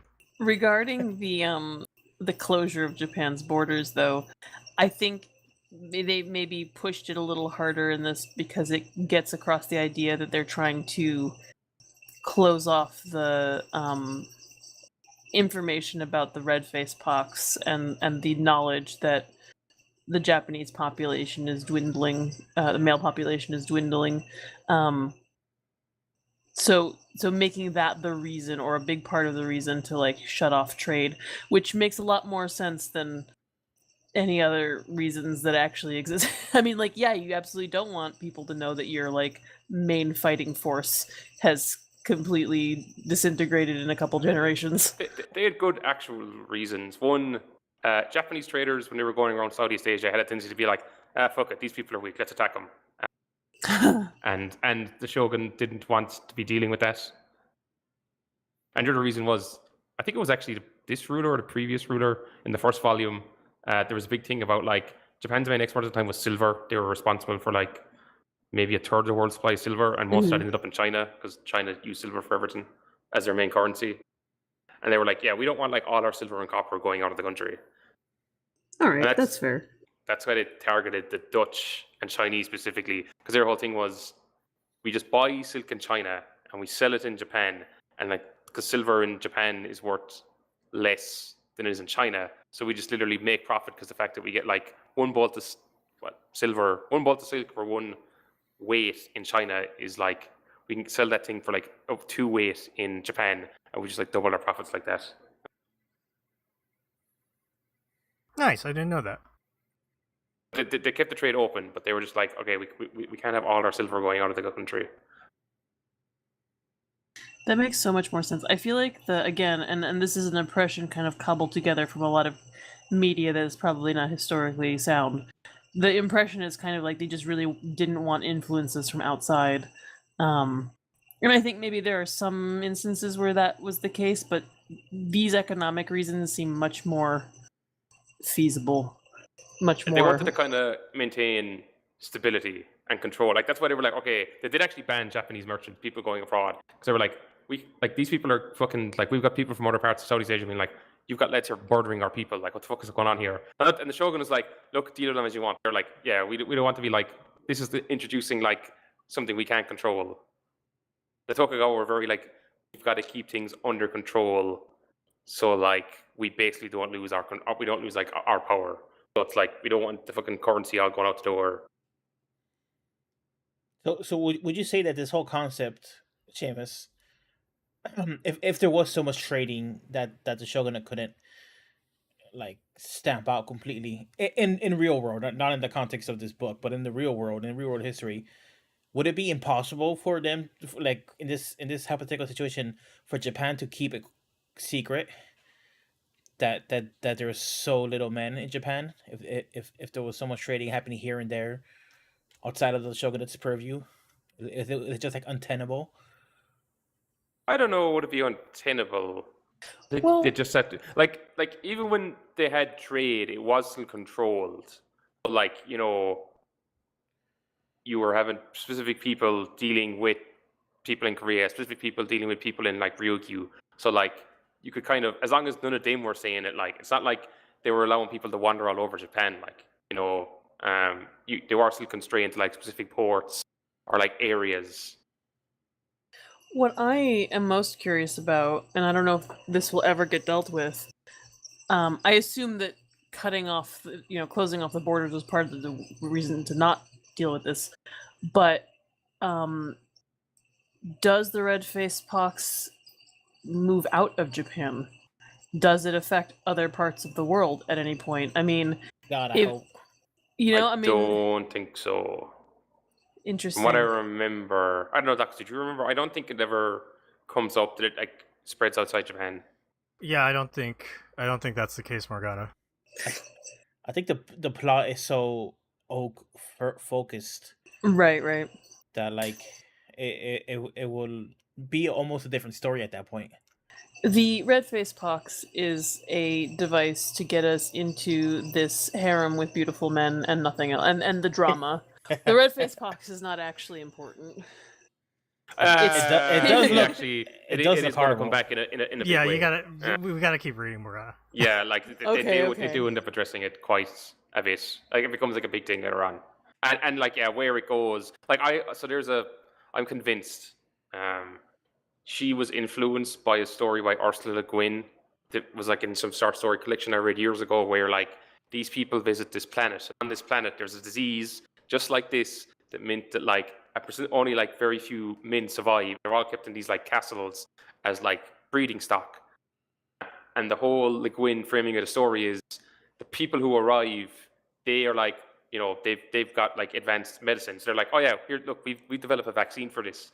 So the whole story, the Le Guin story, is like jumping forward time period after time period, focusing on like a specific story. Like usually, like, you know, like in the first one, it's like there's a woman and she's fallen in love with one of the guys in the castle. But obviously, like, you know, they can't get married because it's like, no, like the men are breeding stock, like none of this marriage bullshit. But then as time goes by, because of the vaccine, the population of men keep increasing and increasing. And then it's like, wait, what the fuck now? Like, we totally got to change society again. That's basically what happens here. Well, we're just going to say sort of they end up developing a vaccine along the way. And like, it totally changes the whole thing again. So like, that's why I'm saying like, no, the red pox comes back in a big way. And like, and it ties into actual Japanese history in terms of like outside information. Because like they never, you know, like they did want to stop influence because they were like they weren't like fools. Like they saw what the Spanish were doing in the Philippines. Like they knew that like, you know, that them or the Portuguese would like have would, you know, if they saw a weakness, should they'd be in there straight away. You already had like the Christian rebellions. Actually, did that come up at all? That happens actually. That should have happened, I think, in the reign of this first volume's daimyo. I don't know if they ever bring it up. I forget. Yeah. Because it was during or it might have been earlier, because it was during his reign that like the Shimabara rebellion happened. It was just like this rebellion in a part of Japan that had a very heavily Christian population that had them being like, oh yeah, like we're definitely like no more Portuguese, we're like, really clamping down. Like they had a whole thing with the Dutch where the Dutch were basically like said, look, we won't try and proselytize. They couldn't, I think they could have a Bible on the ship, but they have it under lock and key. Like they were like really like, we're not dealing with Christianity. Because even Nobunaga and like Ieyasu were like, they came down hard on like the Buddhist groups who are quite independent as well. Yeah, the Buddhist monks faction was a huge thorn in Oda Nobunaga's side. Like they were a military force that like fuck with him real hard, Morgana. Interesting. Yeah, they were very like control. It was all about control. Yeah. Though honestly, I don't blame them for not wanting to fuck with Christianity because it did not go well for all the other countries that had to deal with it. So Yeah. I guess we should really establish the basic thing that the shogun, like, what is the shogun? what is the shogun? Darfox basically said it is like it's the military de facto leader of the country. The country of Japan during this time did have an emperor, and they're referred here as the Mikado, literally like the son of God or like the divinely like being. It was believed that the emperor was like a direct descendant of the god. But for many years before goddess Amaterasu. Yeah, Yes. Amaterasu, yeah. And like well before like the Edo period, like even before like the Warring States period, for a long time the Japanese government has been run by a shogun, a military leader who is the de facto leader of the country. Like the emperor exists basically in name only as a kind of like a figurehead, and they don't have that much power. The power is ruled by the military leaders. And we see in volume 2 and 3 when they're starting up the Ooku, it is to preserve the Tokugawa family line, because otherwise, they're going to lose their influence and power, and other, families are going to rise up and rebel, and they won't be in control anymore. So I hope listeners have followed us on our wild like historical class here. But is there anything else we need to address or establish? I guess. I know. I think that was helpful. Well, go ahead, Sir Seamus. Yeah, I think one thing is like they're like the de facto military leader, but they don't really have a whole lot of control over the other daimyo. Yeah, the other leaders across the country are more or less like just like, yeah, we'll go along with you for now. So they are united, but they're still like disparate leaders. Yeah, like the shogunate doesn't have a whole lot of like centralized power. Right. It comes like taxation or like enforcing laws, and that'll kind of change throughout time, and they'll try and gain more. And like that's why I was saying like they only control Nagasaki. So like they couldn't say to like Satsuma, "Oh, let's stop trading with Ryukyu." They were like, fuck off, or do you want to try and invade us?" Which they wouldn't do because they were on like a different island and they were like the largest domain. So they were like, yeah, trying to invade, they would, but that could go badly. Okay, I realize I do have a question. Okay. Kind of has to do with the politics. So looking ahead at volumes 2 and 3 here, we have the shogun, and there's Kasuga, who's like her, I don't know, attendant, basically. Lady Kasuga is the wet nurse of right, of the original. Toyotomi, who's the third one? Ieyasu? Ietsugu, I think. So No, I'm sorry. That's the baby in volume 1. Oh. Anyway, she was a wet nurse for the shogun. He dies. His bastard daughter becomes shogun. Takes his place. Takes his place. It's Iemitsu. So that's all fine. That's all clear. I'm interested in the structure of the government. So the shogun and was it Masasuke? Lady Kasuga's son, who's like not allowed to be her son, whatever. Yes. He's kind of like a general or something. I'm trying to figure out. So they have these meetings with these other lords, and I'm trying to figure out these lords. Are they like landed gentry sort of deal that underneath the shogun? Yeah, they're like the Fudai is the name, so they're like people who owe direct loyalty to the shogun. Okay. So, like, they're different from the other daimyo. They are more independent. Or the Fudai, because the Fudai were all like anybody who basically joined Ieyasu before the Battle of Sekigahara. So they were considered like the most loyal.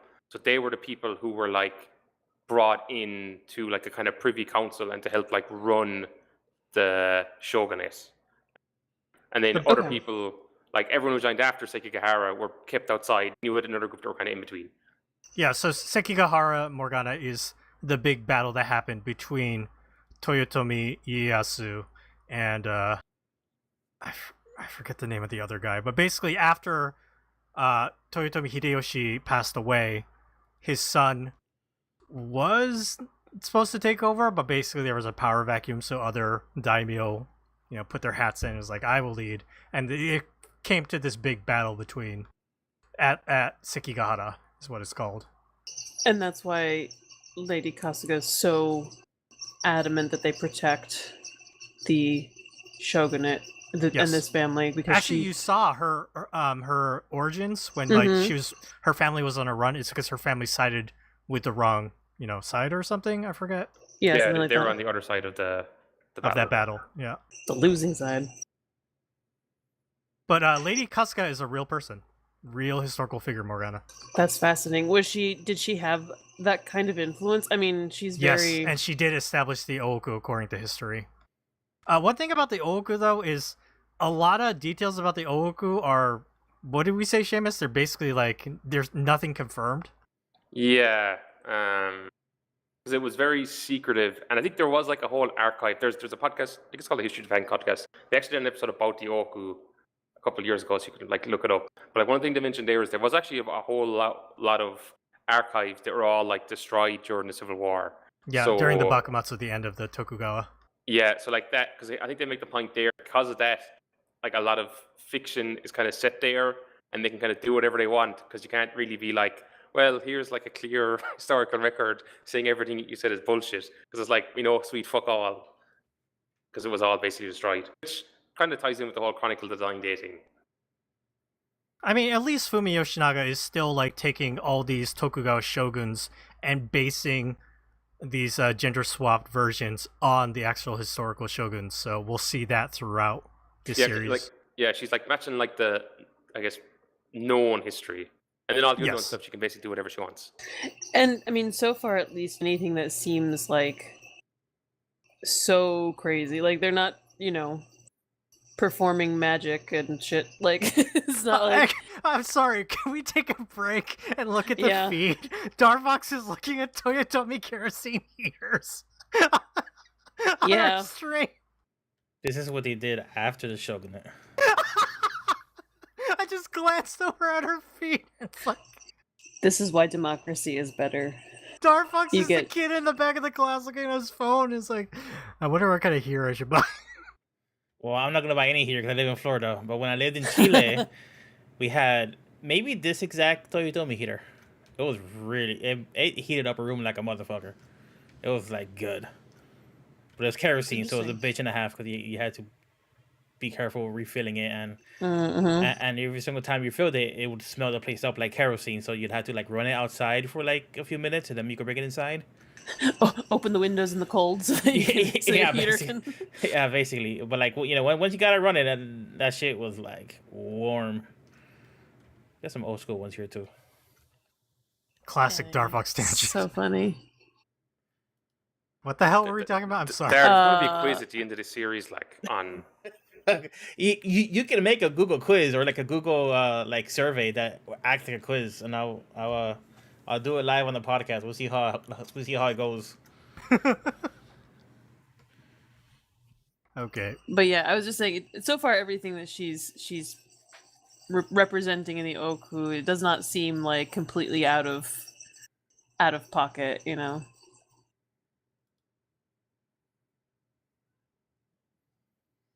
I guess we haven't really commented too much about volumes 2 and 3. We covered volume 1 pretty much in earnest. But yeah, volume 2 and 3 shows the start of the Ooku. And we follow our what is his name? God, the names in this are so hard. Arikoto? Arikoto, yeah. Ofuku, I think, was his... nickname that was given His to him. Yeah. nickname.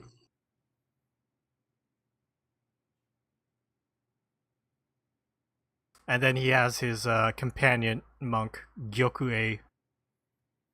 That kid's got some baggage. Yep. Yep. Cat killer. Yep. That whole so I'm skipping around a little bit, but so Arikoto comes there. He's been He's the new abbot. He's a of new the abbot. temple. Yeah. And that's cool. And he's a Buddhist, and it's cool. Everything's great. And he gets coerced into staying there, and basically, coerced into breaking his vow of chastity, and then becoming the shogun's favorite. And the love story is actually quite compelling between the two of them. I have no issue with that. But boy, Very oh boy, sad. super sad. But so toward the end of volume 3, Lady Kasuga is dying, and she had taken a vow when the current shogun's father was sick that she wasn't going to take any medicine ever, so that it could heal him. For some reason, this was her offering or whatever. So she said that she's that she started taking medicine again to make the shogun feel better about it, and she's been hiding the medicine under her futon. And Arikoto finds this, and she turns to him. She goes, "A vow is a vow, and it must not be broken." And oh my god, he is a He's good a man. saint. He is a saint. Because holy shit, this is the woman that fucking fucked his life over. And and he still shows kindness. He is the fucking bro. I really like him. I like characters like him. I like morally upright characters who understand the nuance and complexity of human suffering. I mean, he's a little bit ideal, but I like his character a lot. I like his relationship with the shogun. I like her character growth. I feel bad for her, especially at the beginning, and just that he can, he can see what nobody else is able to see, and it's that she's suffering, right? Nobody else cares, and that is kind of the root of their relationship, is kind of this mutual suffering. And he pivots. I mean, he's still basically a monk. I mean, he took vows and became a monk to help people, and then kind of rerouted his calling to help the shogun, right? To help her kind of move past her baggage in as much as she could. Yep.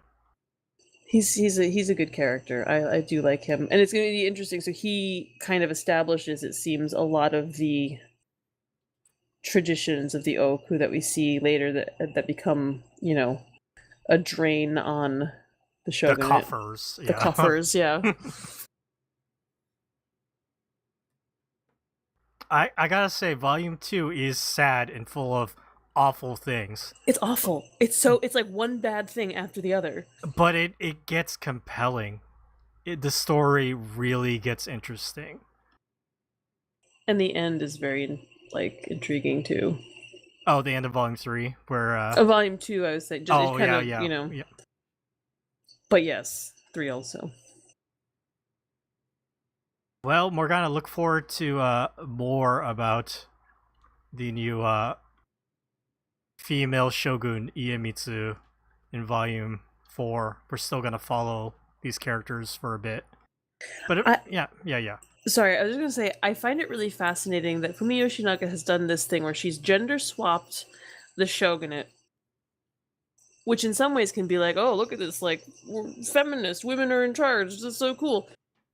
But there are still, and this is what the, in Volume 1, the current shogun is trying to figure out, why do we all take men's names? Why do we, what is, so even though it is a matriarchy instead of a patriarchy, it is still bogged down by these these traditions of male leadership that they just cannot seem to push past, even though society has forced women into, leadership positions and into labor, like in the fields and things like that. I feel like it's a very kind of a pretty realistic way of that change happening. Like I think that societally it's very hard to make a change and start doing things totally differently without kind of carrying the baggage of what came before, right? The girl boss phenomenon. Oh, the girl boss phenomenon, indeed.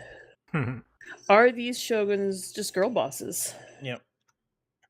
Yes. Well, I think, was it the third volume? Because I was like, when I was reading this before, I got a bit of I call it like a good emperor vibe off it, which is this thing in stories and in history where they're like, the emperor was good. It was all the people around him. They did all the bad shit.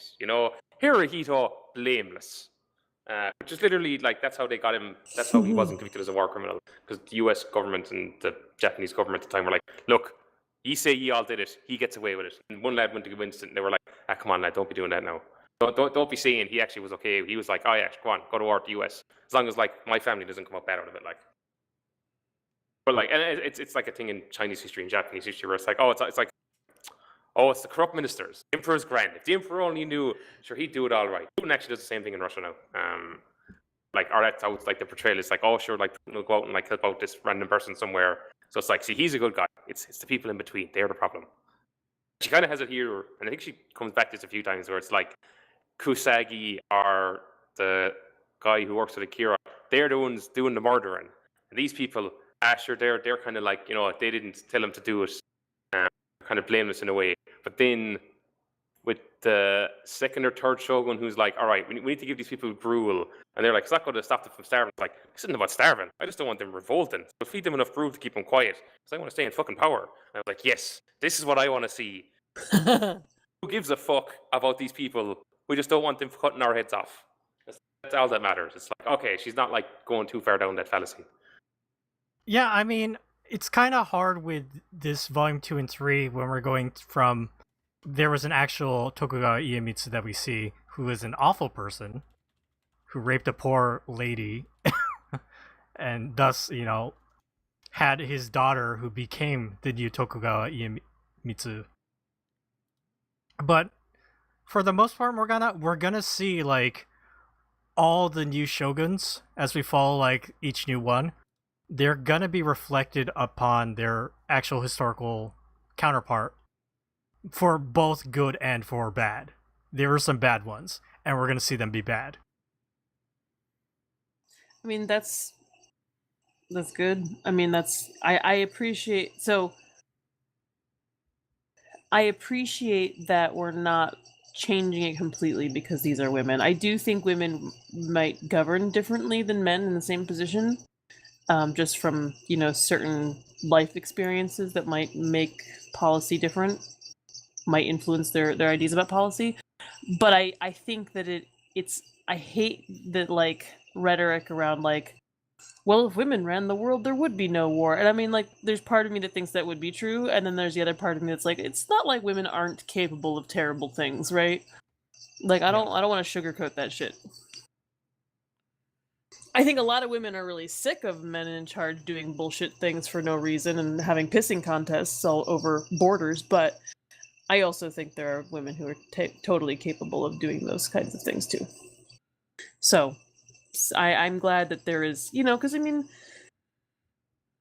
I don't know, we all know that like, what's the power corrupts and absolute power corrupts absolutely. Just being important or being made to feel important gives you an inflated sense of like what you're capable of and what you can get away with. Basically, it's a bad idea to have people in charge. Yeah. Anarchy in the Edo era.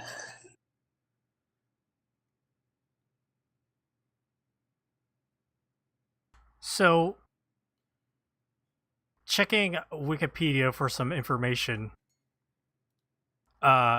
Tokugawa Iemitsu, the third shogun of the Tokugawa line, did have a daughter through a concubine, Ofuri no Kata.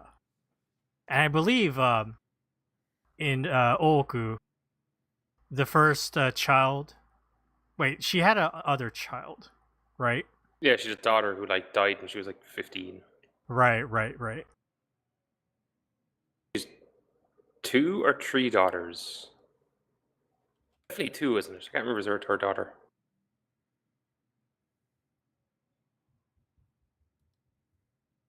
You know, it's funny. The Otama nickname that she gives, or the later the Oman nickname, those are all based on the actual concubines and consorts of the real Tokugawa Iemitsu. Fumio Yoshinaga must really like history. I feel like this is complicated stuff, and she's just like, I'm just gonna make a romance drama and make it real weird. It's like her ability to make the story so dramatic and engaging while like still working in the confines of like historical fact is, I think that's what's fascinating about Ooku.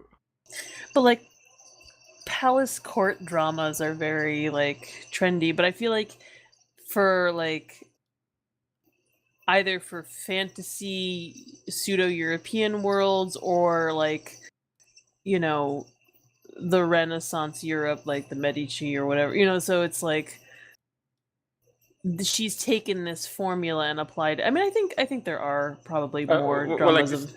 Yeah, I was gonna say like this palace intrigue is like really popular in like China and Korea and Yeah, Japan. I like, bet. I don't know, God knows how many Korean dramas in the last 20 years were like this stuff. And Yeah. like there is like the history of like that thing I was saying about the Oku, because it was fictional, they could do whatever they want. Like that's been going on for like, I don't know, probably over 100 years at this stage. Like it's not a new thing. I think it's just kind of her particular spin on the formula. Like her being like, hey, let's like flip the genders, kind of do some interesting stuff there. And in flipping the genders, she's making some interesting observations, I think, about perceived roles in society and how much time and place influence, you know, decisions. So you know, you have these characters, and even though they're women characters instead of their male counterparts, they still take certain actions because that's what the, you know, circumstances demanded, right? Or whatever, or they're terrible people. I don't know, she's I feel like maybe this is reading a little too much into it, but I think it's a really interesting thing to think about. Really an interesting thought exercise. I think it would be good to keep that in mind, Morgana, as we read through these volumes. Oh.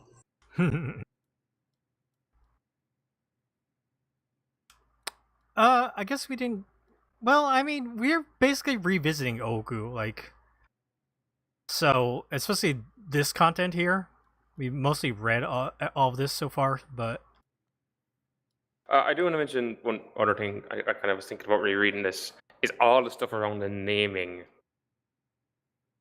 Partly because I was like looking up an old forum thread from like 15 years ago, where like one person is having to quote another person about naming. Okay.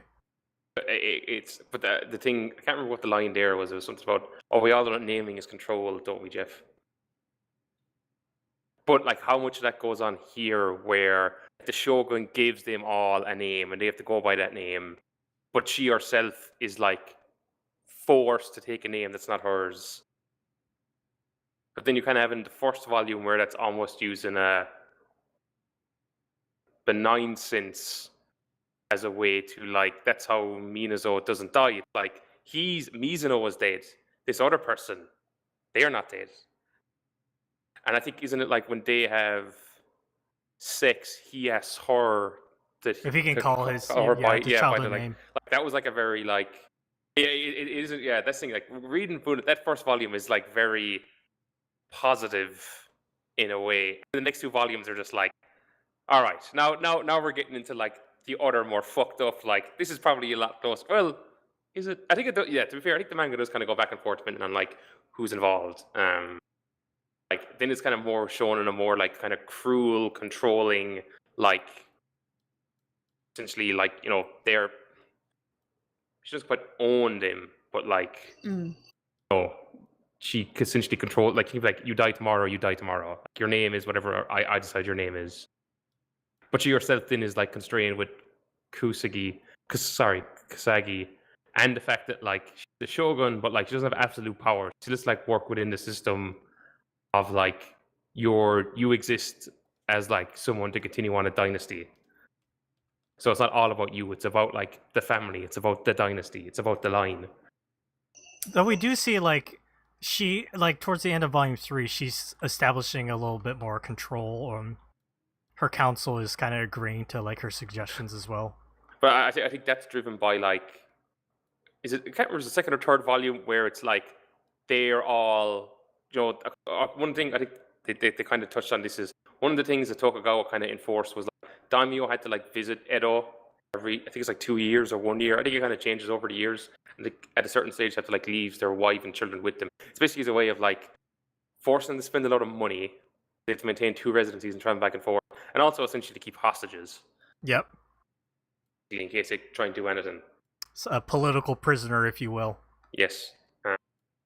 So it's kind of like they're at a certain, like when they decide, okay, we're going to have to allow like women to inherit, otherwise like families are going to die out. And it's very much like if families die out, then there's going to be fewer daimyo with more lands, which means like they're going to be in a position to be like, hey, you know what? I could probably raise enough soldiers to actually have a go at throwing out the shogunate.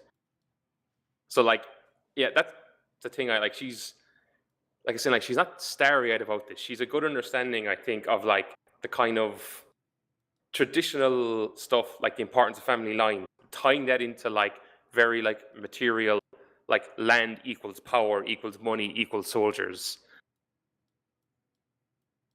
Reacting to that, I think Kasugi is like very like tied into the past. Is there a bit in the first volume with Mizuno where he's like, I can't remember the second volume. One of the characters, like their father, is like, oh, back in my day, it was like, I wasn't born then. Who gives a fuck? Like, this is all about dealing with the here and now. Oh, that was the new guy who came in to take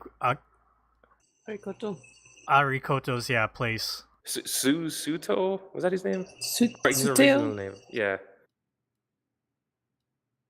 He's the poor fool who slipped and bonked his head. Got paralyzed. Holy, like what? Ridiculous. To be fair, I like that bit because that is kind of what happens in history where it's like I can't remember there was one of the Crusades where like they got like true Turks away there. One of the guys went to like swim. He was like he was like one of the leaders and drowned. And they were like, well, this crusade is over because he's dead. Everyone's just fucking off now. Life comes at you fast. But that's the whole thing they kind of point out here is like, I think it's even they kind of proved this. Like a lot of like noble dynasties or families, like they actually didn't last that long historically. Eventually, they do kind of die out. They like run out of heirs, basically. I mean, that's what happened in Volume 1. The line basically stopped after the child died at age 6, and they had to go to a branch family on the side. Yes, so they don't bring that up in this. I guess they don't say it here. That was actually deliberately done by the previous. I can't remember who did it. One of the previous shoguns, maybe it was Ieyasu, was his son, deliberately realized this is a problem and set up 3 cadet branches where he's like, all right, this son, you're inheriting. You other 3, you're going to go off and get your old daimyo, and like you're basically going to be allowed to inherit if someone on the main line dies out. They proactively were like dealing with that. And like part of the reason why when she comes in, she gets rid of everyone.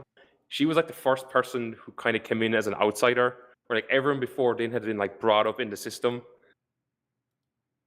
And like that's what happened historically, because they were like an outsider in their own province. They came in to kind of help establish power. They got rid of a lot of the people who were there, whose parents were there before them in the Privy Council, so they could kind of like take control themselves. Brought in that whole intermediary as a way of like stymieing. Yeah, because it happened in the first volume. I think it might come up again in the third and fourth. Like that, the person she knew from her province to come in our household. That was the thing that really happened. Like that intermediary came in as a way of like the shogun kind of taking power away from the Privy Council and like giving it to themselves by controlling access to themselves. I wanted to talk about Lady Kasuga again for a second, because in a lot of ways, and I feel like this has happened in history a lot, where you have this kind of domineering mother figure, like a dowager aunt or something, who is controlling the person in charge because they're too young or whatever, who is making a lot of the decisions and really like manipulating things, but she's also still working within the system as it's established, instead of like taking power directly for herself, because it's not the done thing, right? Like she can't, because she's a woman. And there's even, Lady Kasuga knows that like they've got this female shogun, but she doesn't want anybody to know it. Like it's not like she's trying to buck the system so much as she's trying to establish or to maintain the established order. So it's really fascinating that you have this very powerful person, this very powerful woman, who isn't trying to like really change things, just maintain the hierarchy as it is, even though she's currently wielding enough power to make change. I really like that. Oh, go ahead. Change. Whether she pulls it off is a very different question. Because like the That's other problem true. with her is like she's not a Tokugawa, so like you can kind of see it, like we were saying before, they never overthrow the emperor because that's kind of putting you in a position like you maintain the fiction of the emperor, you keep the system, but you hold the real power. It's weird. Like Japan is kind of unusual because they never actually overthrew the emperor. You see this in other parts, like in China and like Europe, but eventually someone does go, fuck it, we're in charge now. Like Japan. The never Three did it. Kingdoms says hello. Yes. Right, Dark Fox? Dongzhou, Cao, everybody. What? Oh, you were the emperor before? Not anymore. Yeah.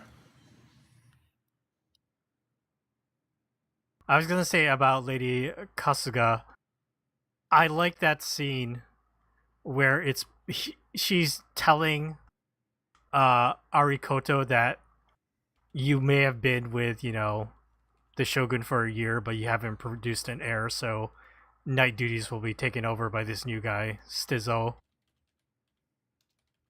And he asks her, what doth the House of Tokugawa mean to you that you must go to such lengths to perpetuate it? And she just tells him flatly, it means a country of peace without war. Yeah. Also, I just want to say, it's not crazy to try to conceive for a year and not conceive. That is like not unknown. Like sometimes having babies takes time. Obviously, in this case, she got another beau and things happened, but a year is not, you don't want to go much longer than that. Like if you don't have one within like a year and a couple months, maybe you start to worry, but like a year is not unheard of when you're trying to have kids. There's a lot of factors involved. Yeah. Humans are weird. I'm sorry to say that amongst humans. Wow, geez. That's a real. You really just dropped a big bomb there, man. I don't know. Like one other thing, I was like thinking actually because I was just one of the books I was reading actually brought up this point about the Imatsu, the third shogun. They were actually portrayed in the historiography as like a feminine shogun because like their father and grandfather, they never actually like fought. Because Ieyasu, is Ieyasu the first one? I'm getting all mixed up now. He came up through the War and States period. His son was involved in it as well. So his grandson essentially grew up at peace. Like so, he was like a civilian kind of versus military. So I think I was reading that like in the historiography they portray him as like more like as a more feminine shogun compared to his like father and grandfather because like he didn't have like the military experience they had. You weren't tough enough. even though as he was also the one who was like, all right, kill all those Christian Japanese, fuck them. Like, we're like he was as ruthless as he needed to be to maintain control. Like, as like his father and grandfather, he had no problem being like, kill them all, fuck them. That's what I was thinking. I wonder, is that like why she picked the third one? Because it's kind of taken that historiographic approach and literalizing it. Well, and I'm assuming this is accurate too, that he preferred the company of men, which helps kind of with the idea of the Ooku being, populated by men. I think the historic one was more populated by women.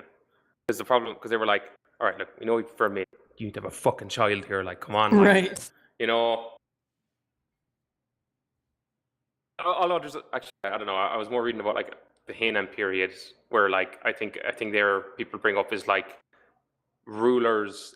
There was a bit different, where it was like ruling as regents, but at least certain regents who are men had in sexual relationship with other men as a way of like influence and power. It's like you marry off the daughters to gain influence in the imperial family, and you start riding other lads to get influence with them, so you stay in power. I think Nobunaga as well, like definitely had like, because the guy who betrayed him, I think he was meant to be in a relationship with him. Yeah, I've heard that, and I've heard that it's not unheard of that like samurai or other military violent men take comfort in each other. But they way downplay it later on in Japan, because they're like, we don't like that now. That doesn't fit with Neo-Confucianism and like Western influenced ideas of masculinity. Yep. What was it? They're The like- term catamite that they used? Yes, Uh-huh. Volume catamite. 2? Yeah. An attendant or page for for their liege that includes a sexual relationship. I would say that was a good use of an old word. Because I was like, that exactly describes the situation here. See, you can use them without going crazy. Forsooth. Verily. Verily, thou canst use such language. I only want to hear verily when it's freaking Gakto from prison school. Weird Three Kingdoms otaku. Oh, fun fact that I want to throw out. Seamus, you talked about political prisoners, taking families hostage. Tokugawa Ieyasu, who established the Tokugawa shogunate, he was a political prisoner of Oda Nobunaga's family when he was young. Fucking Nobunaga. It was more Nobunaga's family, though, Morgana, so that's why they knew each other from Fucking childhood. Nobunaga. He was loyal to Nobunaga. Actually, although I don't know, was it Nobunaga or Hirotomi? So like so Edo becomes Tokyo, and one of them gave him those lands, but it belonged to someone else. And from what I remember, the reasoning was one, a reward is loyalty, but other, by putting them there, it kind of took them away from their traditional homeland and connections. So it was rewarding them, but also weakening their influence. That makes a lot of sense. I don't know which one of them did it. Because when Hideyoshi died, like he had everyone swear, "Hey, you're going to recognize my son as the heir." I think Tokugawa was part of the Regent's Council. Yeah, I believe Tokugawa established the Edo Castle. Yes. And yeah. they moved the capital, which is originally in Kyoto, where the emperor Well, was. no, they didn't. It was still like the capital. Oh, okay. Kyoto was still like the capital in name, but like Edo became like the actual Big city. Yes, big city. And like that, the shogun was there, so like it ended up kind of gaining a lot of population and power that way. But I guess it was only really during the Meiji period where it became the actual like official capital. Yep. Darfox, you've been quietly listening to our conversation and absorbing all the history, taking your notes. Absolutely. How was it revisiting Ooku and getting back to these 3 volumes? Let's get your general thoughts as we start to wrap up this conversation. So I read the first 2 volumes, but as I finished the second volume today, I realized I never finished the second volume back when I I had checked it out at the library when I first read it. The awful shit in volume 2. Some of it. Some God. of it. So that stuff was a surprise to me. But overall, this seems like it's a really good work. It's really well done. But it's a work that I have to rise to meet, if that makes any sense, because of how dense it is, and because it's there's so much historical aspects to it, even if some of it is fictional or tweaked. Um, And everybody has 5 names. Yes, it requires more brain power, which I'm not opposed to. Um, when Dagazu and I were watching, and I want to get back to eventually, when we were watching The Three Kingdoms, that also required more brain power, even though that was largely fiction, but just because it was so dense with names and lots of moving parts, lots of moving parts, lots of history. I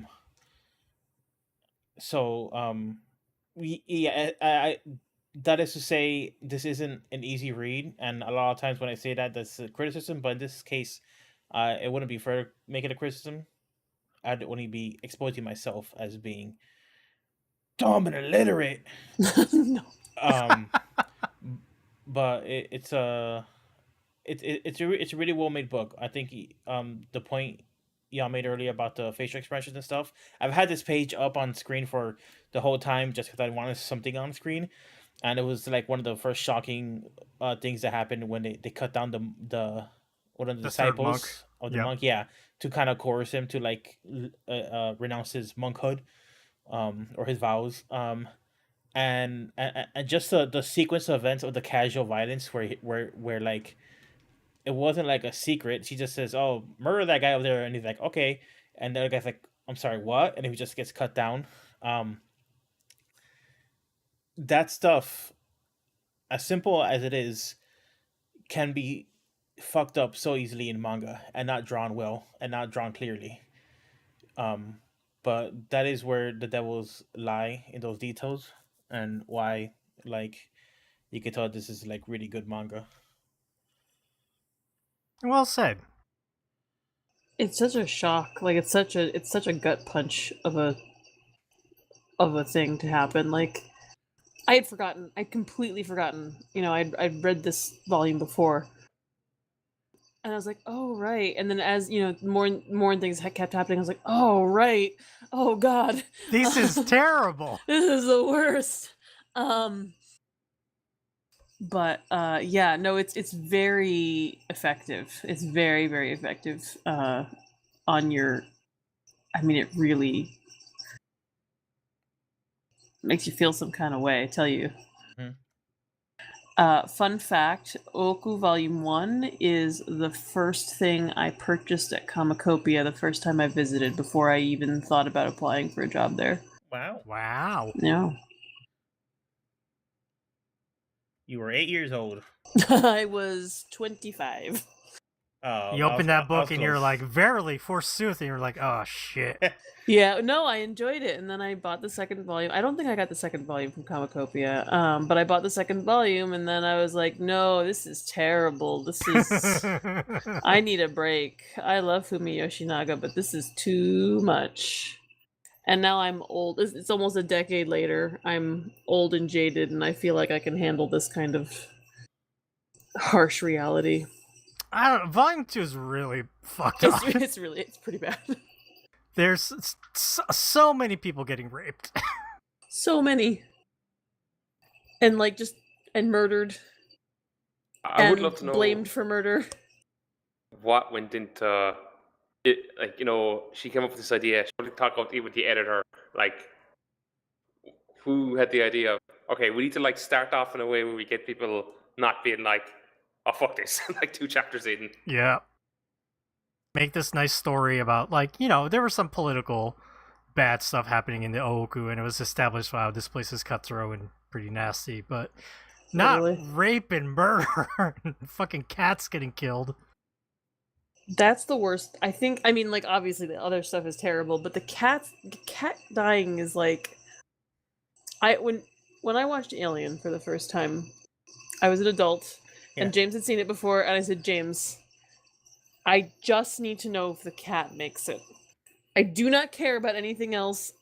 I know I'll be scared, whatever. I just need to know that the cat lives. And he's like, don't worry, cat Jonesy will be fine. I was like, okay, that is literally the only thing I need to know. I am now ready to watch this movie.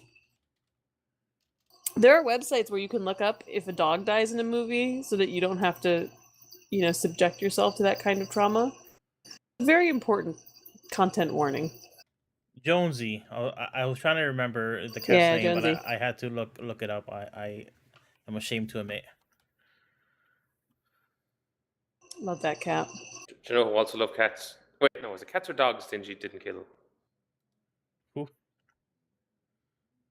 I can't remember. It was like the new Chainsaw Man. There's a bit where like Oh, Denji, yeah. there's He's like a demon doing something, and they're like, you got to choose who to save, and it's like two people, and then she's like, yeah, I saved the dog, like. But then he there's, like, saved the cat, yeah. The cat, and then there's like a rumor that he eats cats, and he's like, Yep. fuck that. But yeah, there's literally a book called like Save the Cat, which I'm assuming it's like if you as a screenwriter you want to have your hero like do something in the first 10 pages, so it's like save a cat. Yep. And that's why John Wick is so fucked up. Because It's just- kill a They dog in kill the that first 15 dog minutes. immediately. It's yeah. just Well, see- like one see, right after no- the other. But see, that's it. Like you establish who's the hero by saving the cat. You establish who people want to see die. You have him kill the dog. Yeah. No, it's fair. I was looking through movies yesterday to figure out what we were watching for movie night with my daughter. And I kept getting the movie adaptations of Where the Red Fern Grows. That's not a movie to watch if you don't want to deal with trauma, animal trauma. It's not a book to read if you don't want to deal with animal trauma. Just don't do it. My 6th grade teacher read that aloud to the class. And we get to the end of that one, and I'm not going to spoil anything. It's an old book, but I'm just going to tell you now, it does not end happily. And you have like a room full of 11-year-olds sobbing. Damn. It's like, Jesus. And then she's like, "This is going to happen to all of you. Your parents first." That's like what my dad told me. Jeez. We had already lived through 9/11 at that point, because that's when I was in 6th grade. It was just rough. 6th grade was a rough year, guys. One last thing I want to mention about these 3 volumes of Ooku.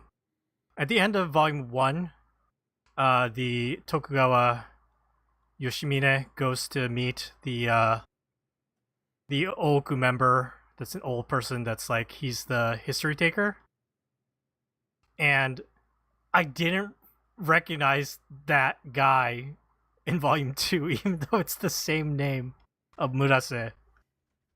He's the attendant that joins Arikoto and Gyokue, the Ooku in volume 2. He's the personal attendant who tells him to like stop speaking like that. For it is in sooth most obnoxious. And I couldn't tell how he was talking any differently because everybody's talking like a fucking bard. I remember in the Japanese it is different enough. So, but yeah. So how old is that scribe supposed to be then? Like, they said he was in his 90s, like 97 or something like that.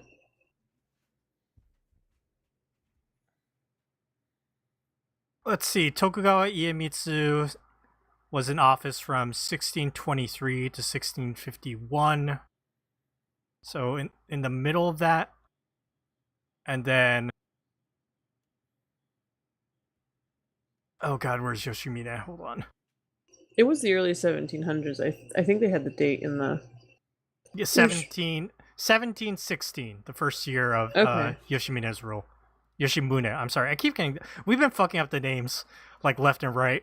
Well, there are 3,000 of them. I think has Seamus 5. came up with, like, 7 variations of Lady and Kasuga. they all begin with I. You're right. All the shoguns' names, I think every one of them, throughout the entire thing, I think is I. Has started with I. Ieyasu, Iemitsu. The second one is not, yeah. Hidetada is the second one, yeah. But I think most of them end up being I. It's like Ieyasu, Iemitsu, Ietsuna, Ienobu, Ietsugu, Ieshige, Ieharu, Ienari. Yoshi, Sounds like Sada, sounds like you're doing like a cheer. Wait, Mochi. isn't the last one Y? I think. Am I right? Yoshinobu, yeah. Yes. Give Dakazu some pom poms and make him go out. Rah rah, she's our man. I guess yeah. To wrap up, unless like there's anything else someone wants to mention. Oh, I do want to mention the design for the. I don't know what would you call the clothing, the thing on the back at the end of Oh, the volume 1. kimonos. Yeah. Yes, that is like that. That was like that is A a cool swirl. design. Like it's like you know the way where you're like in a fictional thing. They're like that's a cool thing. Is artistic. This person was artistic. You look at it, you're like that's not that cool. It's like no, she did it. Like you're like no, that actually does look cool. If you saw it in real life, you'd be like that's actually a very cool design to see. It's got the fashion sense down. I love that one of her ways of like distinguishing the sexier guys is like, oh, they were like simple and elegant. They Mhm. got this like black, like silver on black shit going on. Little bit of red eye makeup. Simple and elegant. I can't remember who points it out. Where like, is it the Shogun is like, oh, he's dressed very plainly. It's like, yeah, she doesn't actually know enough about fashion to know that thing costs a shitload of money to have like stitching that fine. Right. Yep.